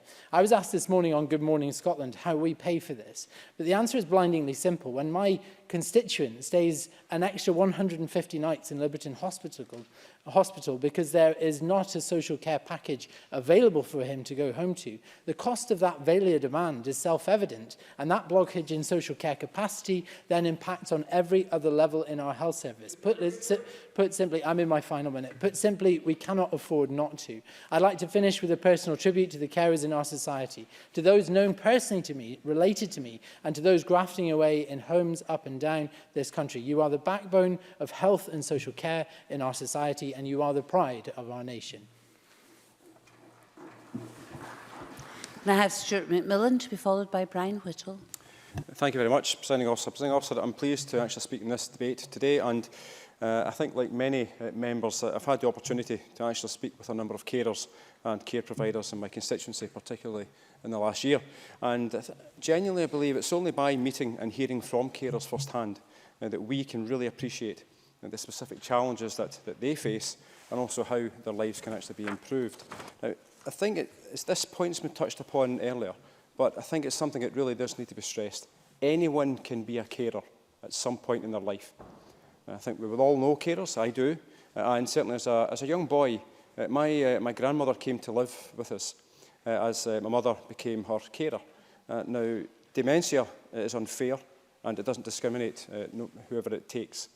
And it's touched upon today as well regarding Coppell's Law, and it's been mentioned a few times, and I certainly welcome the research that's been commissioned by UEFA into the potential link between heading a football and also dementia. And I think that many members will genuinely be sympathetic to the Coppell's Law campaign, and I certainly am. But I'm also sure that the research will be greatly advantageous when it's published. I do welcome the point that Scotland also is the first country in the world to produce national guidance in dealing with concussion in sport. Presiding Officer, a few points have been touched upon by some colleagues today, and I do want to touch upon just a couple of them. James Dornan, in his contribution, he spoke about the Tory cuts agenda. Now, I thought that certainly was a very strong point to make, bearing in mind the level of mitigation measures that this Scottish Government has had to introduce to deal with the Tory cuts policies in recent years, and the more mitigation measures that actually are undertaken by the Scottish Government, it then means that there is less money to actually be invested in other areas that we as a Parliament would certainly want that money to go into. And Graham Simpson touched upon the issue of... Graham Simpson actually quoted a matter of choice when highlighting the issue of the Scottish Government and some of its decisions. Now, I genuinely think that was a very, probably an off-the-cuff remark to make by Mr Simpson, particularly 24 hours after this chamber spoke and debated the issue of the rape clause. This Tory government policy which Mr Simpson voted for yesterday. Mr Simpson also spoke about a matter of choice. Now, just 1 moment, I'll let you in. We also spoke about a matter of choice, and that's regarding the issue of carers. Now, the Scottish Government has been told that the UK government current eligibility criteria for carers allowance limits the ability to work or study. Now, that is a matter of choice that the UK government has introduced, and I'll take the intervention. Graham Simpson. Very briefly, Stuart McMillan will have heard me talking about the choice that the Scottish Government has made to cut councils' budgets year on year. That's what I was referring to. Surely you must admit that's a fact. Stuart McMillan. No, what I said, Mr Simpson, I quoted Mr Simpson in the Chamber stated a matter of choice. Every government, Mr Simpson will agree with me on this, every government has got to make decisions. And the government that he supports in London introduced that heinous policy that this Chamber discussed and debated yesterday. Now, one other point was that Donald Cameron spoke of the Scottish Government putting in a plan, quote, and also to set things on a right footing. What Mr Cameron didn't actually do to the Chamber was actually offer any options or any costs as to how this plan or putting things on right footing would actually take place. At least Alex Cole-Hamilton in his closing comments actually indicated an area in terms of savings in terms of the health service. At least, I mean, that was something that Mr Hamilton offered. Well, actually, well, okay. Yes, I can allow the time, Mr McMillan. Hold on, Mr Briggs. Miles Briggs. Thank you, Deputy Presiding Officer. I thank Stuart McMillan for taking this intervention. The Scottish Government will receive £800 million in additional Barnett consequentials this year. That is extra money. That can help pay for these policies. Does he not want to acknowledge that fact? Obviously, it doesn't fit his political agenda, but it's a fact of the matter that this Parliament's receiving £800 million in Barnett consequentials. Stuart McMillan. I think what Mr Briggs is forgetting or omitting to tell the Chamber and anyone listening is the level of cuts that the UK Government have actually put onto this particular Parliament and also into this Scottish Government over many, many, many years. Now, one thing, Presiding Officer, I'm conscious I'm in the 5th minute now, I'm conscious that carers are often the unsung heroes in our country, and that's something that has been touched upon. Thousands of people dedicate their lives to caring for others and also to save the government, in particular in NHS services and the social care system. Billions of pounds every single year through their selfless care and attention. And we've heard about the level of people who actually are registered carers, just under 800,000. One of the points that comes up, that was raised with me time and time again when I do talk to carers, is the level of, the estimated level of people who are not registered. So this level, the number of carers, under 800,000, probably will be well in excess of that. And I think that's something that across the Chamber, it's something that we probably do have to recognise. And that will probably be the exact same situation for we've got 29,000 registered young carers. That figure will probably be increased also. But young carers can be any child or young person below the age of 18 who actually take on the responsibilities. And I genuinely believe that society owes those providing a caring role a massive debt of gratitude. Now, I did take a couple of interventions, and I am conscious of time, Presiding Officer. I do think certainly one of the aspects of the Carers Act that this Parliament passed last year, certainly in terms of the provisions of the Act, that they certainly will ensure the better and more consistent support for carers and young carers so that they can continue to care, if they so wish, in better health and also to have a life alongside caring. But the Scottish Government is working with councils.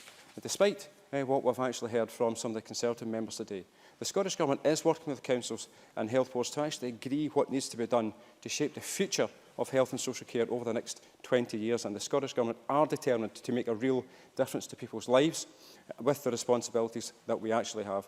And my final point, Presiding Officer, this Government and certainly people, the members from these benches do recognise the vital role that carers fulfil in our society, caring for family, caring for friends and neighbours, and also including people who are the most vulnerable in our society. Thank you very much. call Brian Whittle to be followed by Sandra White. Thank you, Deputy Presiding Officer, and I welcome the opportunity to speak in this debate and thank the Greens for bringing it to the Chamber. If I may, I would like to focus my contribution on the role of young carers and the challenges that they face. Currently in Scotland, there are tens of thousands of young carers, and some estimates suggest they may be upwards of 100,000. Most of these young carers are still in school and taking on the role of carer not by choice but by circumstance. To anyone looking on, you couldn't tell them apart from any other teenager, but then again, they are still normal teenagers. They're full of hopes and aspirations for the future. They're ambitious to continue their education and build careers in the world of work, and they want to spend their weekends and evenings in the company of their friends. Along with colleagues from across this chamber, I attended the Scottish Young Carers Festival last year, and I think it's fair to say we were blown away with the energy and enthusiasm that greeted us. I have to be honest and say that until I had the opportunity to attend the event and speak to young carers, listen to what they had to say and mix with them, it was an area I didn't know enough about. Like many in this chamber, I knew what a carer was, but I didn't know who they were. During the event, we watched as young carers acted out real situations that happen to them daily. We heard how every day they can be late for school, or not get the chance to complete homework, or arrive at a class tired, or a myriad of other issues that can arise through no fault of their own because they have caring duties for a family member at home. One of the biggest issues for them, though, isn't the effects of these responsibilities, it's the lack of knowledge and understanding they sometimes receive from others. When teachers and classmates don't understand a young carer situation and make allowances for their added responsibility, it can make life that much harder for young carers. When lateness is perceived as rudeness, or a failure to do homework is written off as laziness, this only increases the feelings of isolation and loneliness that are all too often a feature of the life of a young carer. Of course, the flip side of that coin is just a little bit more understanding of the role of the young carers, and it can make a big difference to their experience.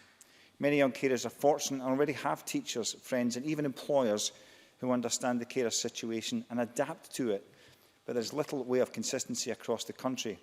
Teachers do have a vital role to play in the lives of all their pupils, but for young carers, they can also be a vital source of support and advice for people who have had to grow up that little bit too fast. Understanding costs nothing, Deputy Presiding Officer, but it can make a huge difference to young carers. Deputy Presiding Officer, like all of us in this chamber, I regularly receive emails from charities and other organisations with briefings about issues such as social care. Indeed, before this debate, I received a number of them. And while these briefings can be very useful and informative, I don't believe there is a better way to understand an issue like this than to sit down and listen to the personal experiences of those who have lived the issue day on day. At the Young Carers Festival, a roundtable discussion gave young carers the chance to speak to MSPs and tell us more about how we could help them, and boy did they. Frankly, when it comes to holding politicians to account and asking difficult questions, they can teach some of us in this chamber a thing or two. But that only helped to reinforce both the importance of the issue and the incredible resilience of the young carers. To hear the real practicalities of what they face on a day-to-day basis is exactly what we need. Hearing someone tell you they have to take the bus to the chemist to pick up a prescription and pay for the round trip out of their own pocket can't help but have an impact on the way that we think. We can sit and read reports all day, but few of them will be as compelling as listening to as a younger person, younger than my own daughter, in fact, talk about the sacrifices they've made to care for someone else. Now, it is only right to acknowledge that the government have made significant changes to social care during their time in office, and I recognise their willingness across this chamber to continue to improve the lives of carers. I also think it's fair to say that one of the biggest issues facing carers is lack of income. The Scottish Conservatives have called for the carers allowance to rise in line with the job seekers allowance, a move which would benefit over 60,000 people. But perhaps there are other ways that other than the carers allowance that we can support and value young carers.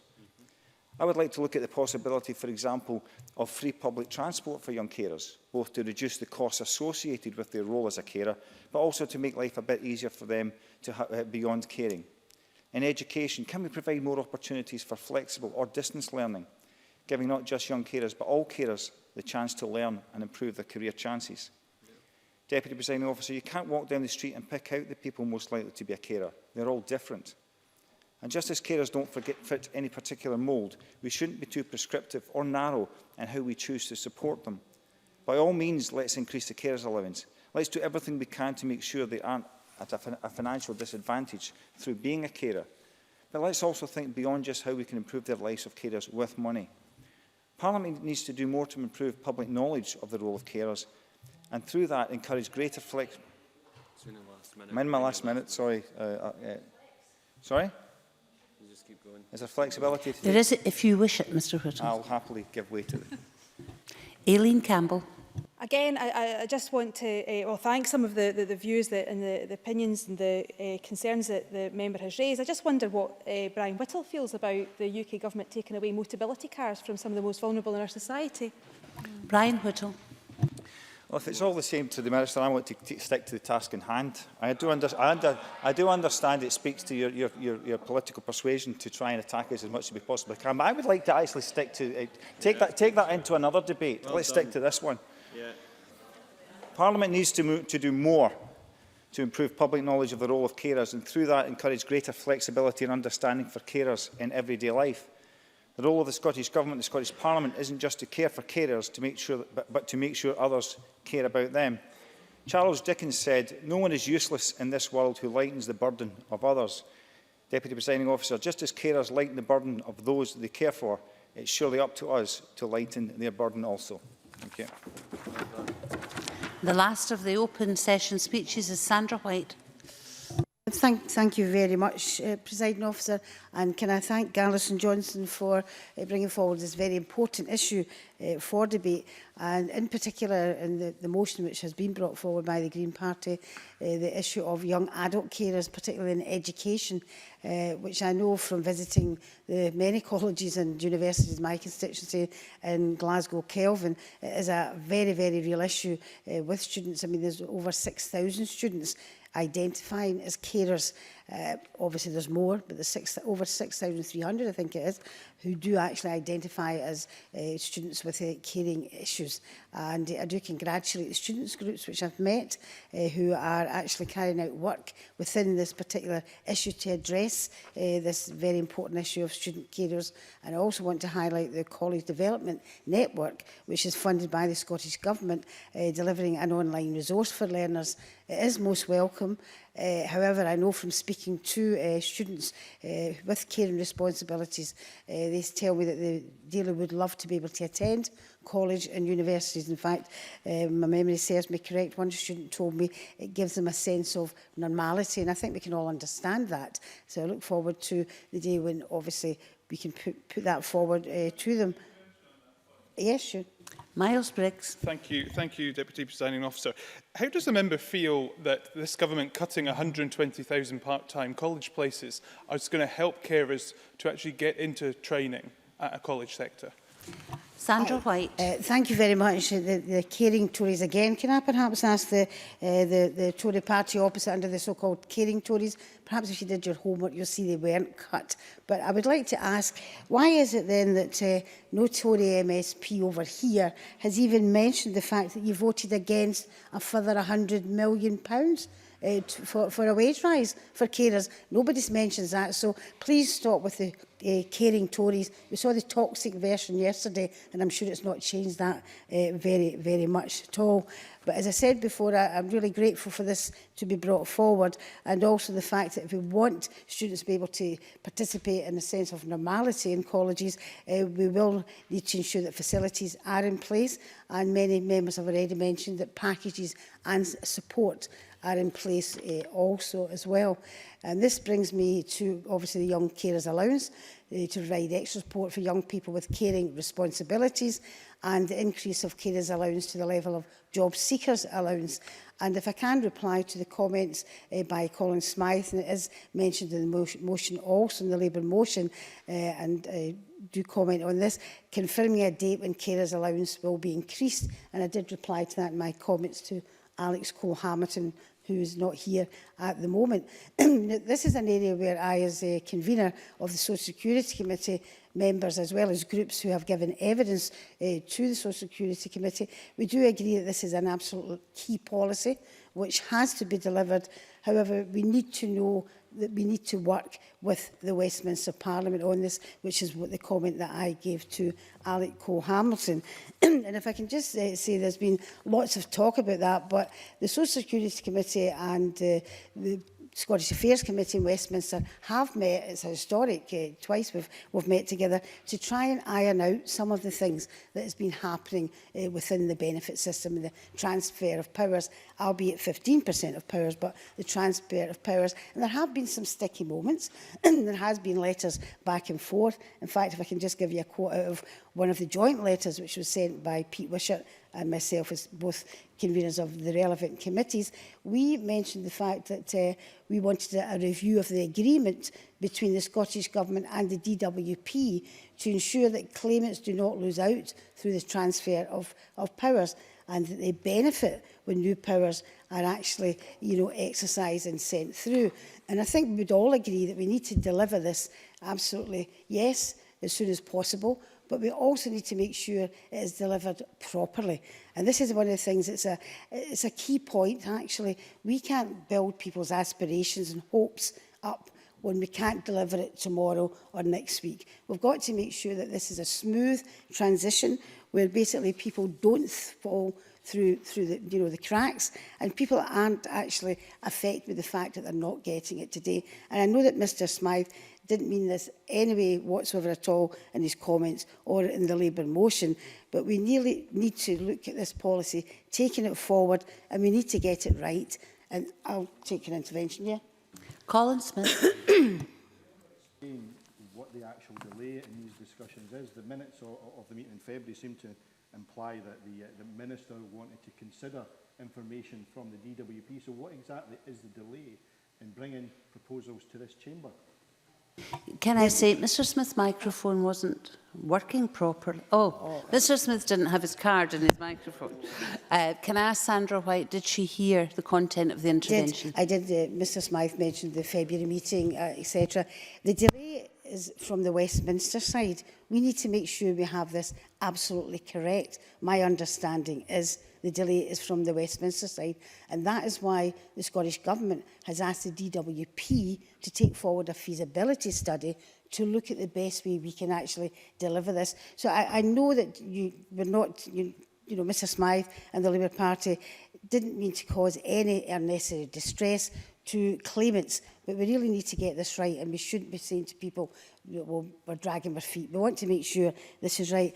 I know I'm perhaps running out a wee bit of time, but I wanted to turn once again. It's an allowance that I think perhaps we've all forgotten about, and perhaps we should be reminding the Tories of. Apart from the fact they voted against, raising the wage of carers, let's not forget about the attendance allowance. When we first brought in free personal care to this Parliament, the Westminster Government stopped the attendance allowance for the very many people we were giving free personal care to. Now, that should not have been allowed.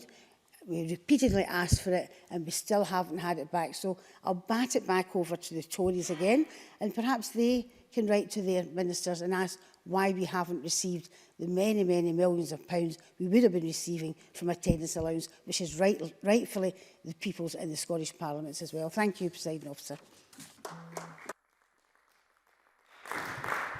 We now move to the closing speeches. I'm disappointed to see that there's a couple of people who contributed to this debate who have not come back in time for the closing speeches. Can I also say at this point that it's perfectly acceptable for people to request to leave the chamber out with the presiding officer's protocol, and I'm okay with that. However, can I ask that when you do send a note up, you give the reason why, rather than just broad generalisations? Thank you. We move to the closing speeches, and I call Monica Lennon. Up to 6 minutes, please, Ms Lennon. Thank you, Presiding Officer. I'd firstly like to thank Alison Johnston for bringing forward this motion to Parliament today. I think it's been a really good debate, and we've had lots of members taking part, and I think that is always to be welcomed. And I'd like to confirm Scottish Labour's support today for the motion, and I'm grateful for the support that we get for the amendment in Colin Smith's name, not Smythe. I'll just probably clear that up on behalf of Colin Smith, who's been very polite and just nodding along. I think there have been excellent contributions today. The key thing here is that we actually put on record our thanks and our gratitude and our respect to carers, whether they are waged or unwaged. And I think there's been some genuine contributions from members today in doing so. And I think we've heard some quite moving accounts on behalf of people's constituents and people who are close to us, who are carers. Kate Ford, for example, who referenced both her sisters, and hopefully they're pleased today that Parliament recognises their important work. Because the value of the work that carers do is immeasurable, and we simply couldn't run our NHS or our social care services without them. But yet we're still so far removed from the support or care that they receive. There's still such a gap in terms of valuing their work. This is why Labour supports the plans to uprate carers' allowance using the powers of the Scottish Parliament. And I echo Colin Smith's earlier calls in this debate and our Labour motion today, calling on the Scottish Government to give carers the certainty and respect they deserve by confirming a date for when carers' allowance will be increased. I think today people have been at pains not to be two-party political, but we are here to make choices and to advocate positions. Yesterday we had a debate that I think moved some members to tears. I know that I did, sitting behind Kezia Dugdale here. And some of the policies that have come from the UK government and the whole austerity agenda is the complete opposite of my politics. In fact, this is why I came into politics, to try and put an end to Tory governments. And I think it is a bit rich for Graham Simpson, and I should declare, Presiding Officer, that I am still, for a few more days, I think, a serving councillor at South Lanarkshire, where Graham Simpson has also been a member for, I think, longer than I have. But we can't just talk about Tory austerity and have a go at the Scottish Government, without being honest about that. And equally well, I would say to James Dornan and others, we can't be in denial about the cuts that have been passed down to local government. And in fact, the STUC have passed they've passed a motion today asking us to really be honest about that. So when we have these discussions, we can't pretend. And I have to say to the Minister, to Aileen Campbell, we don't accept on these benches that local government is getting a fair deal. And others have said, oh, there aren't any cuts. I think we have to be completely honest. We don't all agree about where we're getting to, but we have to be honest that there are cuts coming down from the UK government and from the Scottish Government. James Dornan. I thank the member for taking an intervention. One of the things that comes across from both the Conservative and Labour benches is the talk of priorities. Now, surely what you have to accept is that the same thing applies at local council level, that it is about priorities. We're all working under restrained budgets and we have to make the best of that. And also, if Glasgow City Council, in this case that we're talking about, had dealt with equal pay claims as they should have done a long time ago, they wouldn't be in the situation that they are just now. Monica Lennon. I thank James Dornan for his intervention.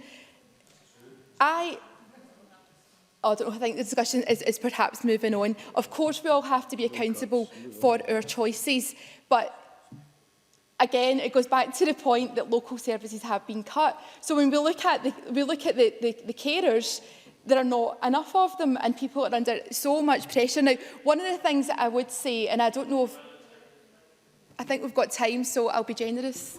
There's not an awful lot of time left. Graham Simpson. I'll be very quick. So is Monica Lennon actually agreeing with me that local councils throughout Scotland have been hit by the SNP government? Budgets have been cut year on year, and that has made it increasingly difficult for councillors, including her and myself. Monica Lennon. Presiding Officer, I think I'm on record and I'm very clear about this, that I think local government and local services are having a really rough time. I don't think I've ever agreed with Graham Simpson on anything in my life, but I think it's undeniable that local services have been cut. Now, we can all have a debate about who we think is responsible, but we need to take some ownership for that. Now, when I speak to local constituents and carers, well, and there's a debate going on behind me here, but one of the things that I try to do as a local councillor was actually go to where people are and listen to their experiences and try and understand and not pretend to have all the answers. So I held dedicated carer surgeries at Lanarkshire Carer Centre to go to where carers are. And some of the problems that were put in front of me were so complicated and difficult that sometimes I didn't know where to start. And I've worked at Scottish Government, I've worked in local government, I'm used to the system. But what is clear to me is that too often the system is just working against people. Services are supposed to be there to support people, not to try and push them back. Now, I realise that we've opened up a discussion here and I will need to wind up. I'm pleased that we've put on record today our appreciation and support for carers. And for young carers in particular, I know that Brian Whittle and others made great efforts to do that.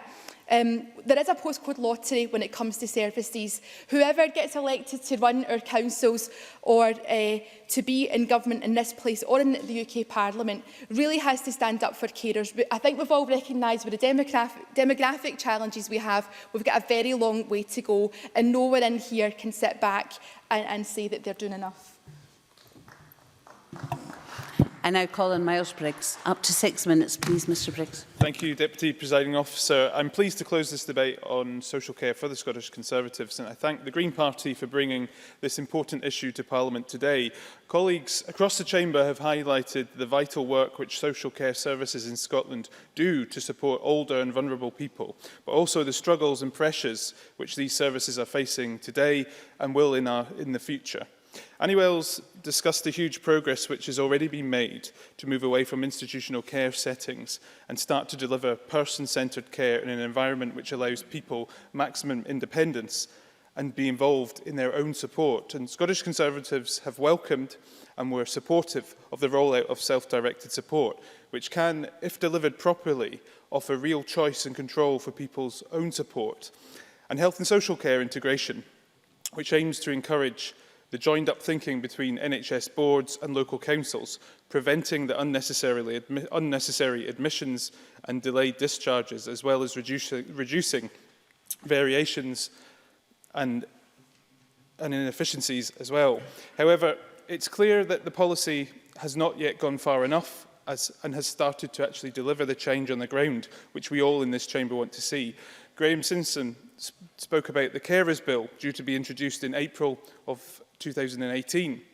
The bill sets out the support which carers are entitled to, including their own access to self-directed support and the waiving of support charges. The Scottish Conservatives believe that carers require financial as well as emotional and practical support, particularly for the over 170,000 people who provide care for over 35 hours a week. And as has been mentioned in this debate already by a number of speakers, the acknowledgement that carers in Scotland today can save £10.8 billion to our Scottish public sector and to the Scottish economy. That is why we've called for the carers allowance to be aligned with job seekers allowance, benefiting over 60,000 carers. And I'm pleased that we've seen cross-party support for that measure today. Brian Whittle discussed the more practical support which can be provided to unpaid carers. The Scottish Government has estimated that there's 44,000 carers under the age of 18 in Scotland, and young carers require targeted support through schools, colleges and specialised support services. And I want to also use this opportunity today to highlight the campaign I've been involved with for this past year since being elected as an MSP, and that is the Frank's Law campaign. April the 16th marked the third anniversary of Frank Capel's death. I think it's a shocking indictment that in some parts of Scotland today, terminally ill patients under the age of 65 are being charged for the help they need with basic things like washing, dressing and feeding themselves. Scottish Conservatives want to see this change, and I was pleased that all opposition parties in this Parliament committed to supporting a policy change. But I have to say that campaigners are becoming more and more frustrated at the lack of progress in this area.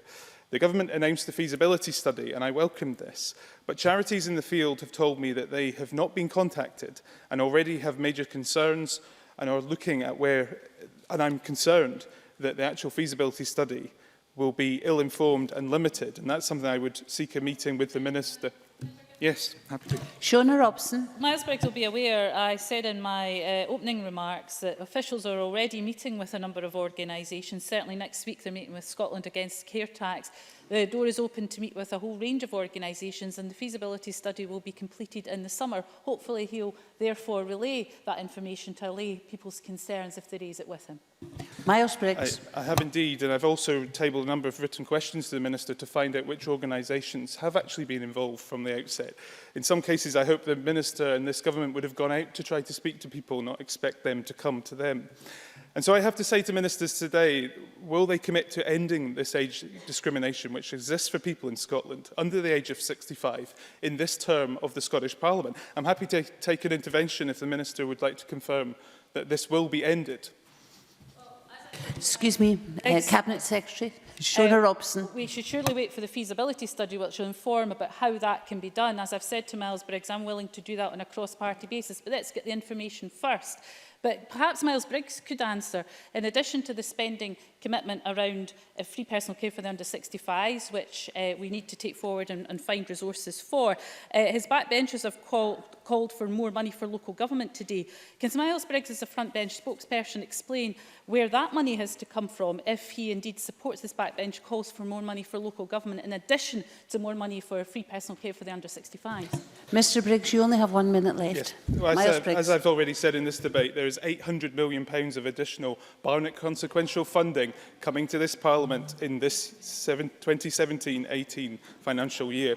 Deputy Presiding Officer, Frank's Law is needed today. It was needed yesterday, and we cannot let the SNP or this government kick this issue into the long grass. We need a Scottish Government to act with real reform, explore alternative service models, and ensure that integration is fully enacted in this country.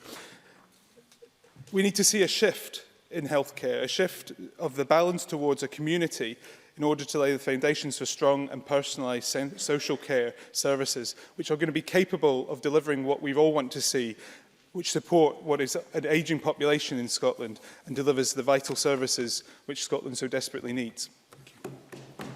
I call Aileen Campbell. Up to 7 minutes, please, Ms Campbell. Thank you, Presiding Officer. And I also, like other members, welcome the opportunity to close this debate and to do so on behalf of the Government. It gives us, as others have already done so today, the opportunity to reiterate our gratitude to carers right across the country for what they selflessly do, motivated by compassion and love. It also provides us with a chance to highlight our commitment to progress improvements for carers, provide them with the support they need and deserve, and to also have a life alongside caring. Stuart McMillan, Bob Doris, I thought spoke very movingly about their own life experience. And I just wanted to add my own family's experience of my mother who had to care for my late granddad, and she would not have been able to do that without the support of Crossroads. And again, even though that might have been over 20 years ago, I think the the sentiment remains the same, that families require support alongside their caring role to ensure that they can have that life alongside their caring responsibilities. But there has been significant progress made in terms of policy and legislation regarding caring and carers in Scotland over the lifetime of this Parliament. It's been significant and has been transformative, which has seen free personal care for the elderly, the integration of social care and health. It's seen us develop self-directed support, and it's seen the increasing use of personalisation of care to empower carers and those that are cared for to help get bespoke and tailored help. And I hope that does maybe go some way to allay some of the final comments of Miles Briggs, because I do think we're on that journey around making sure that people can feel empowered and be much more in control and in charge of the support and the help that they deserve. But of course, there is much more that we need to do, and the challenges that we must face and overcome, not least the ageing population and our ability as a nation to respond to that challenge, ensuring fairness, ensuring dignity, ensuring respect and appropriate and a timely support. Now, many members have raised very important issues, and I hope to cover and address as many as the time will allow me. There has been much discussion about our commitment to increase carers allowance and to the level of job seekers allowance. Administration of carers allowance in Scotland will be the responsibility of the new Social Security Agency once established. And in parallel with the work to establish the agency, we are working hard to deliver the increase to carers allowance on an earlier timescale. And we have asked the DWP to explore whether existing systems and processes could be used to pay for this increase. I think Sandra White and others did articulate how, though, there are challenges in this process. And we're currently working with the DWP on feasibility studies, and these should be concluded by the end of April. We're also actively considering whether we in the Scottish Government could make the payment in advance of setting up the Social Security agency. So again, to give comfort and to some of the members who have raised this, we are absolutely exploring every option and looking at every possible way that we can move as quickly as we possibly can to advance this commitment. In response to more general concerns about the interaction of carers and their allowances and the DWP, which has been raised, I think, by Mark Ruskell. He is right to raise this, and so we must gather all views as we develop our approach to social security benefits for carers. The experience panels consisting of carers, including young carers with direct experience of the benefit system, are being established to help us achieve that aim. The panels will start this summer and run for 4 years, using the principles of working, designing and developing together to create a social security system that better meets the needs of those who will be receipt of benefits. And as part of the fiscal framework, we have agreed with the UK Government that any new benefits or discretionary payments introduced by the Scottish Government which provide additional income for a recipient will not result in an automatic offsetting reduction by the UK Government and their entitlement elsewhere in the UK benefit system. Furthermore, we want to ensure people take up the financial help they deserve. Most recently, figures suggest that there could be over 500,000 cases of individuals in Scotland not claiming the support that they deserve and that they need. That is why we are taking action to support people to take up benefits, and this will also include action targeted specifically at younger carers during Carers Week in June. Colin Smith and Alison Johnson and other members also raised issues and concerns around sleepovers and the living wage.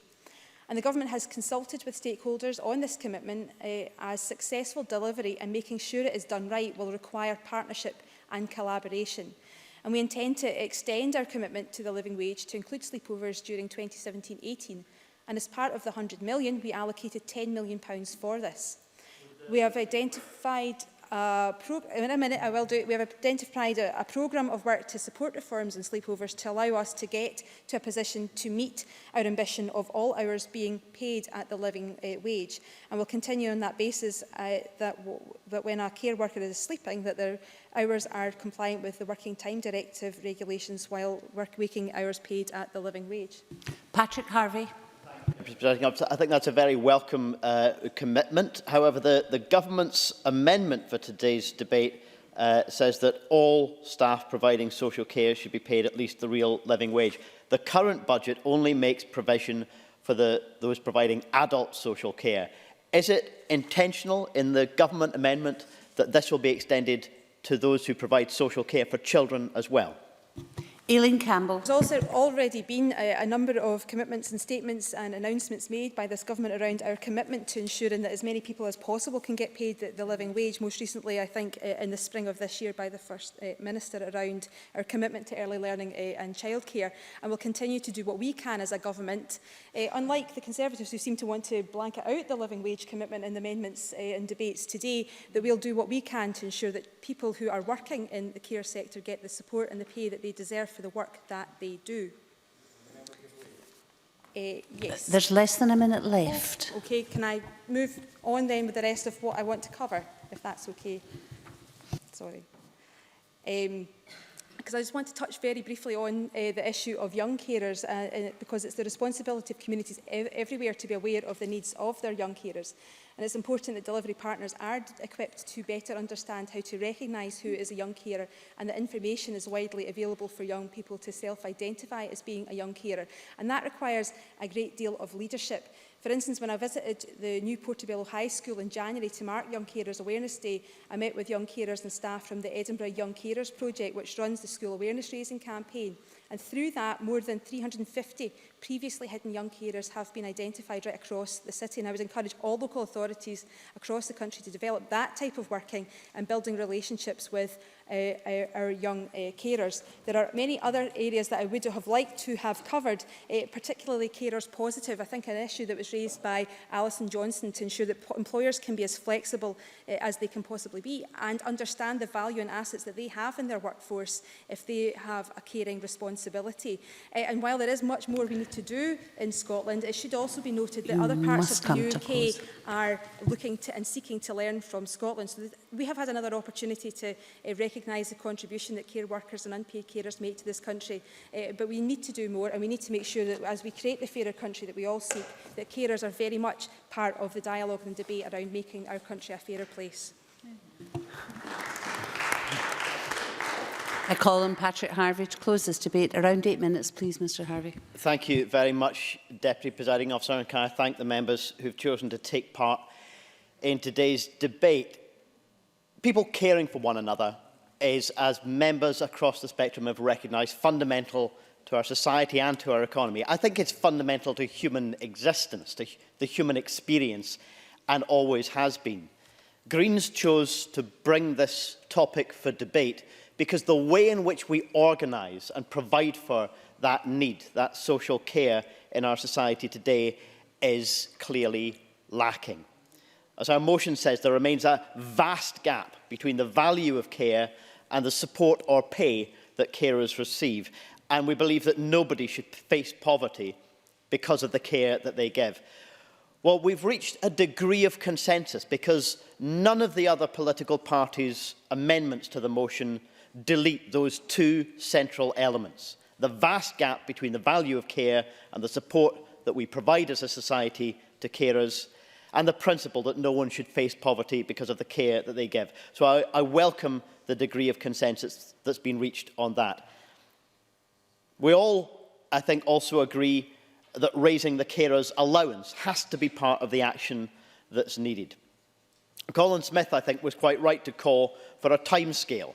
And albeit the ministers have set out some of the technicalities about how we reach that, if we're moving toward feasibility studies at the end of this month, surely then it's appropriate, once those are published, that we begin to set dates for the implementation of something we all agree is necessary. Mr Smith also made a clear case against excessive care charges and gave a recognition that long-term reductions in local government funding are incompatible with the progress that we need to see. And for these reasons, we'll be supporting the Labour amendment today. All parties have also agreed on the need to improve practical support for younger carers and greater financial support to young carers in education. This is progress. A Young Carers Grant was a Green Party manifesto pledge, but originally it was an initiative of a member of the Scottish Youth Parliament, Lauren King. The First Minister pledged to explore this in one of her first parliamentary speeches of this current parliamentary session, and we've now got consensus on taking it forward. The Carers Trust have come up with a number of ways in which that can be delivered, and I urge all members to look at their proposals. Shona Robertson spoke of many of the steps forward that have been taken. But there are aspects of this which so far remain on paper only, and we do need clear commitments to timescales and the additional resources year by year in Scottish Government budgets to ensure that we do indeed close this vast gap between the value of care and the support that's provided. We also brought this debate today to highlight the inequities in care. Paid and unpaid care is work that is most often performed by women and has a significant impact on women's lives. 84% of the social care workforce in Scotland are women. In the childcare sector, that rises to 96%. And many of these women are earning below the living wage even still. It's also an issue which has particularly acute impacts on young people, an estimated 44,000 people under 18 providing unpaid care. So I'm glad that we've got consensus on those aspects. I have to admit, I had mixed feelings as Brian Whittle waxed lyrical about providing that decent support to young people, quoting even Dickens. How did it go again? No one in this world is useless who lightens the burdens of others. Let's just hope they're not unlucky enough to have committed the crime of being the third child in their family. Moving on to, yes, I'm delighted that so many Conservatives have remembered how the political convention of interventions operates in the chamber, and I'm delighted to give way. Brian Whittle. Thank you for that lecture. Thank you, the member, for taking the intervention. Can I just point out the fact I have 3 children, and none of them are going to be defined on whether they get tax credit or not, how much I love them. I wish only that the member extended that respect to the rest of society rather than just his own family. I'll come to the Conservative amendment in a moment, but the Scottish Government amendment deletes our support for the idea of a living wage plus, going beyond the living wage, and also the case against care charges. So while I do recognise the steps forward that the Scottish Government have made and are keen to talk about, we won't be supporting their amendment because we believe that the case needs to go further. As for the Conservative amendment, which refers to Audit Scotland's 2015 report, Health and Social Care Integration, the amendment appears to provide a direct quote. Current approaches will not be sustainable in the long term. This quote is not actually from the report cited. It's from Audit Scotland's 2016 report on social work in Scotland. That report, to which the Conservatives should have attributed their quote, refers to staff's low pay as the key cause of the social care sector's recruitment and retention issues. And yet the Scottish Conservatives still won't support the basic provision even of the living wage as a requirement. Andy Wells tells us that providers are struggling. Well, it's people working on poverty wages who are struggling in our society. James Dornan made efforts to elicit some defence, and I regret that he made no more progress than the rest of us have in getting some defence from the Conservatives for those poverty wages. One of the Conservative members also spoke about the importance of respite care. I suspect if they are returned with a bigger majority at Westminster, it's many people who will be needing respite from the Tory government rather than anything else. Bob Doris was not the only member who talked about the context of Brexit and the challenges that is going to provide to all of us in terms of the retention and recruitment of the high-quality, talented and dedicated staff that our social care services need. It only makes it more urgent that we redress this chronic and long-term undervaluing of care services, to give proper recognition and resources and support to the women and men who do this work in our society. We need to rethink our society and economy and the way in which we value work. It means a commitment to funding high-quality, paid social care that is ultimately free at the point of use for all, regardless of age or medical condition. It means paying all social care staff at least a living wage plus, providing the resources that they need to ensure that they are able to do the job to the best of their abilities, as they all want to do. And it also means lifting the carers' allowance by 50%, raising it to over £93 a week, as the Greens propose, and introducing a premium for those who care for more than one person, and doing all of this without interfering with the payment of other benefits or increasing any of the care charges that people currently pay. This would be dramatic investment in our society's social infrastructure. This investment is urgent, and this investment is worth it. It would generate new employment. It would close the gap, particularly in terms of the gender pay gap, but also the gap of inequality in our society.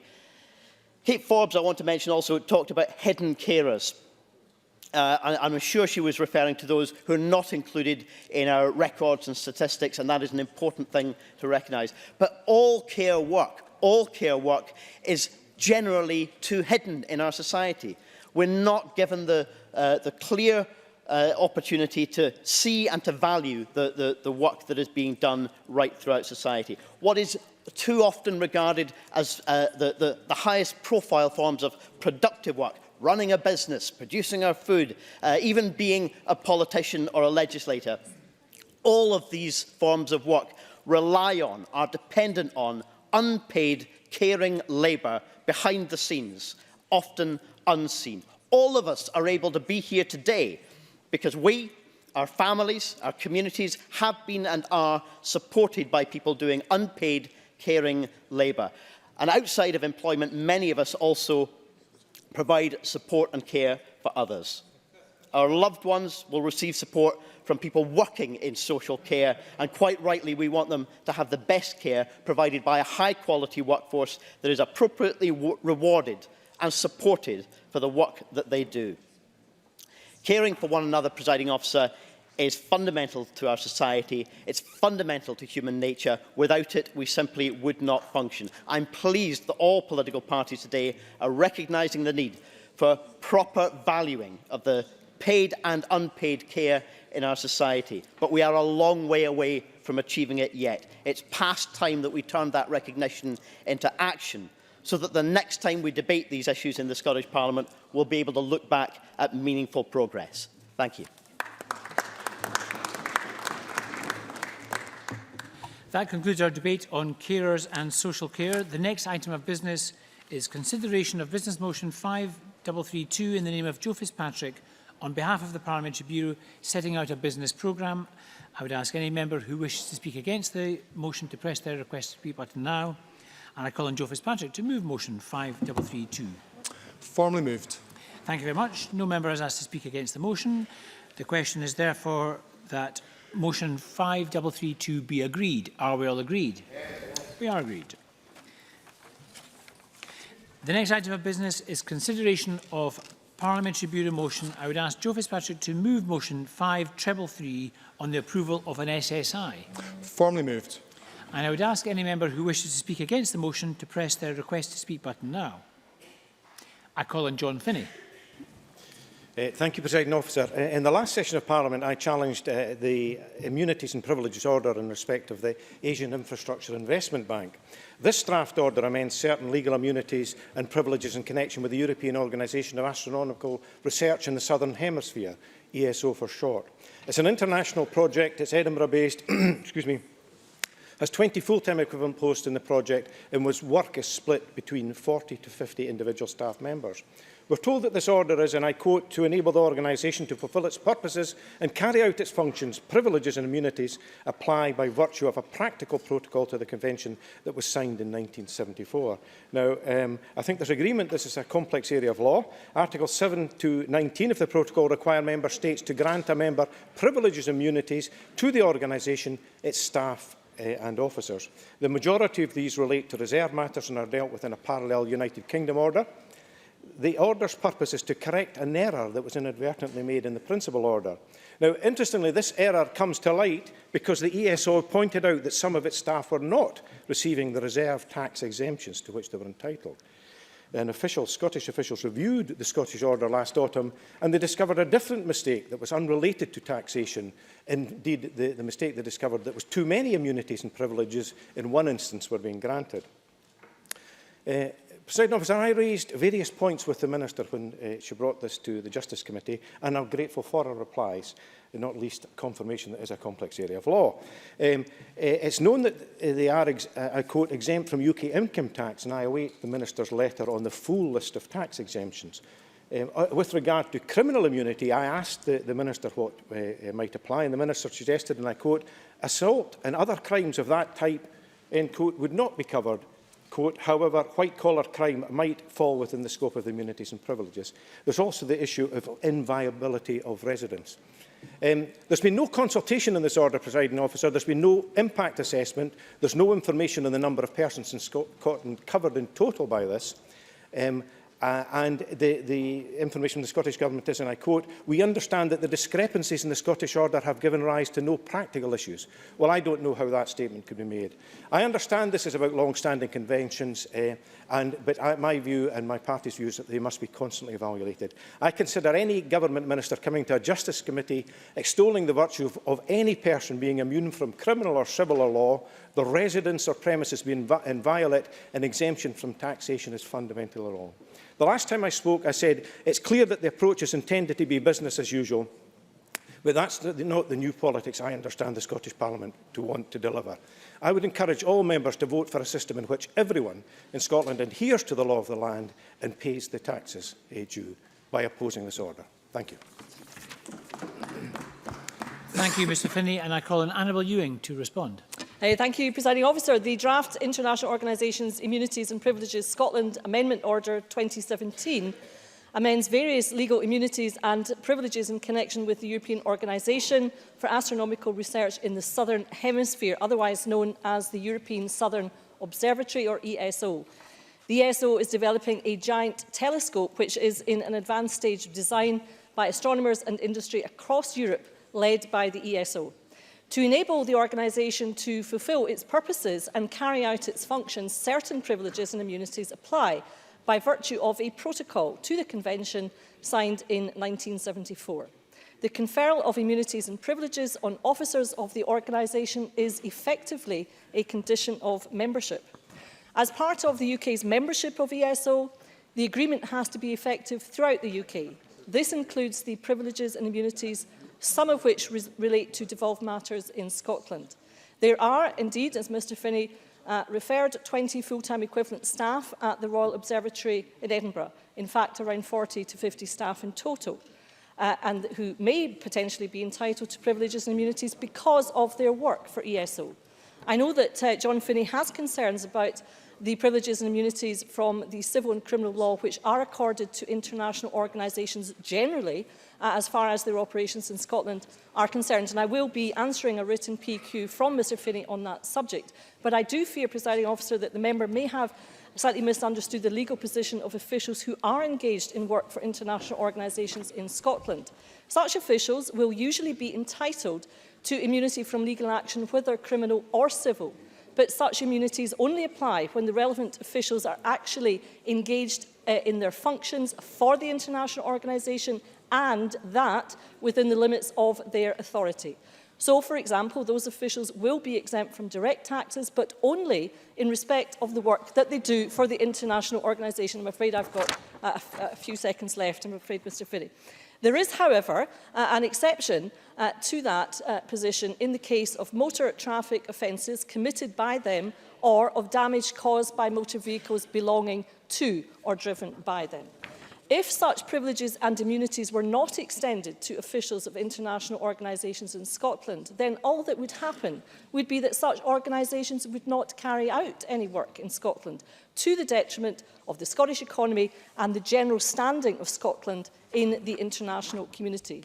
There is also the fact that these privileges and immunities are reciprocal, so that Scottish and other UK officials working for international organisations abroad will be entitled to equivalent benefits. Presiding Officer, to the extent that the privileges and immunities relate to devolved matters in Scotland, conferral of those rights falls to the Scottish Parliament, and it is therefore right that the Parliament should follow the Justice Committee's recommendation and approve this order. Thank you, Presiding Officer. Thank you. And the question on this order will be put at decision time, to which we now come. The first question is that Amendment 5312.2 in the name of Shona Robertson, which seeks to amend Motion 5312 in the name of Alison Johnson on carers and social care, be agreed. Are we all agreed? Yes. We're not agreed.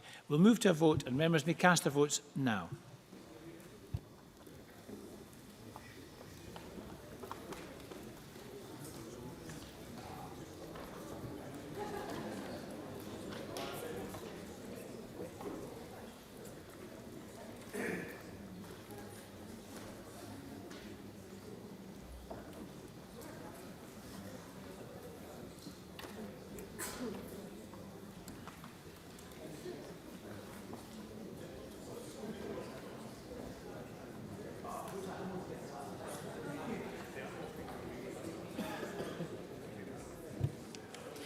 The result of the vote on the amendment in the name of Shona Robertson is yes 66, no 44. There were no abstentions. The amendment is therefore agreed. I remind members that if the amendment in the name of Annie Wells is agreed, then the amendment in the name of Colin Smith falls.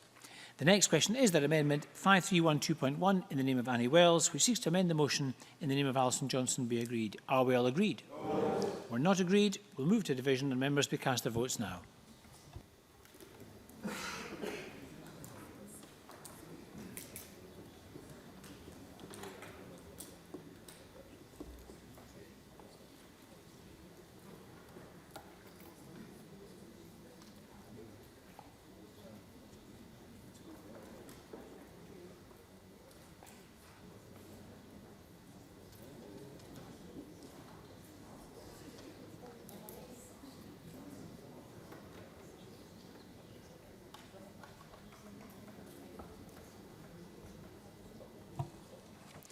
The result of the vote on the amendment in the name of Annie Wells is yes 28, no 82. There were no abstentions and the amendment is therefore not agreed.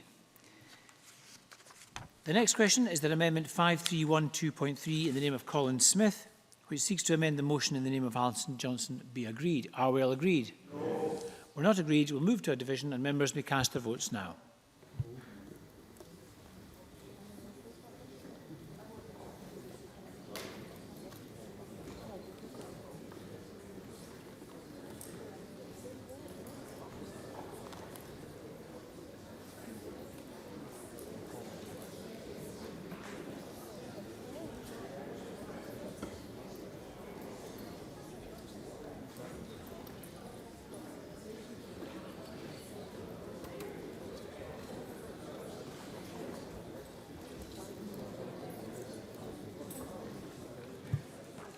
The result of the vote on the amendment in the name of Colin Smith is yes 48, no 62. There were no abstentions. The amendment is therefore not agreed. The next question is that motion 5312 in the name of Alison Johnson as amended be agreed. Are we all agreed? Yes. We're not agreed. We'll move to a vote again and members may cast their votes now.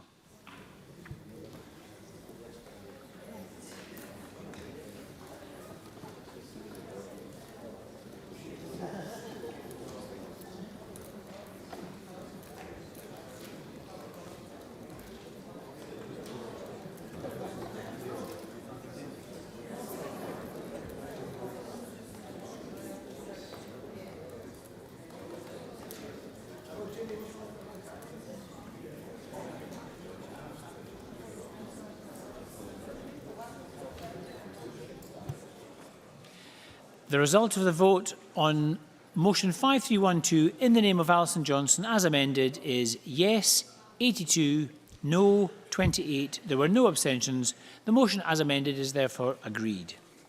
The final question is that motion 5333 in the name of Joe Fitzpatrick on the approval of an SSI be agreed. Are we all agreed? Yes. We're not agreed. We'll move to a vote and members may cast their votes now.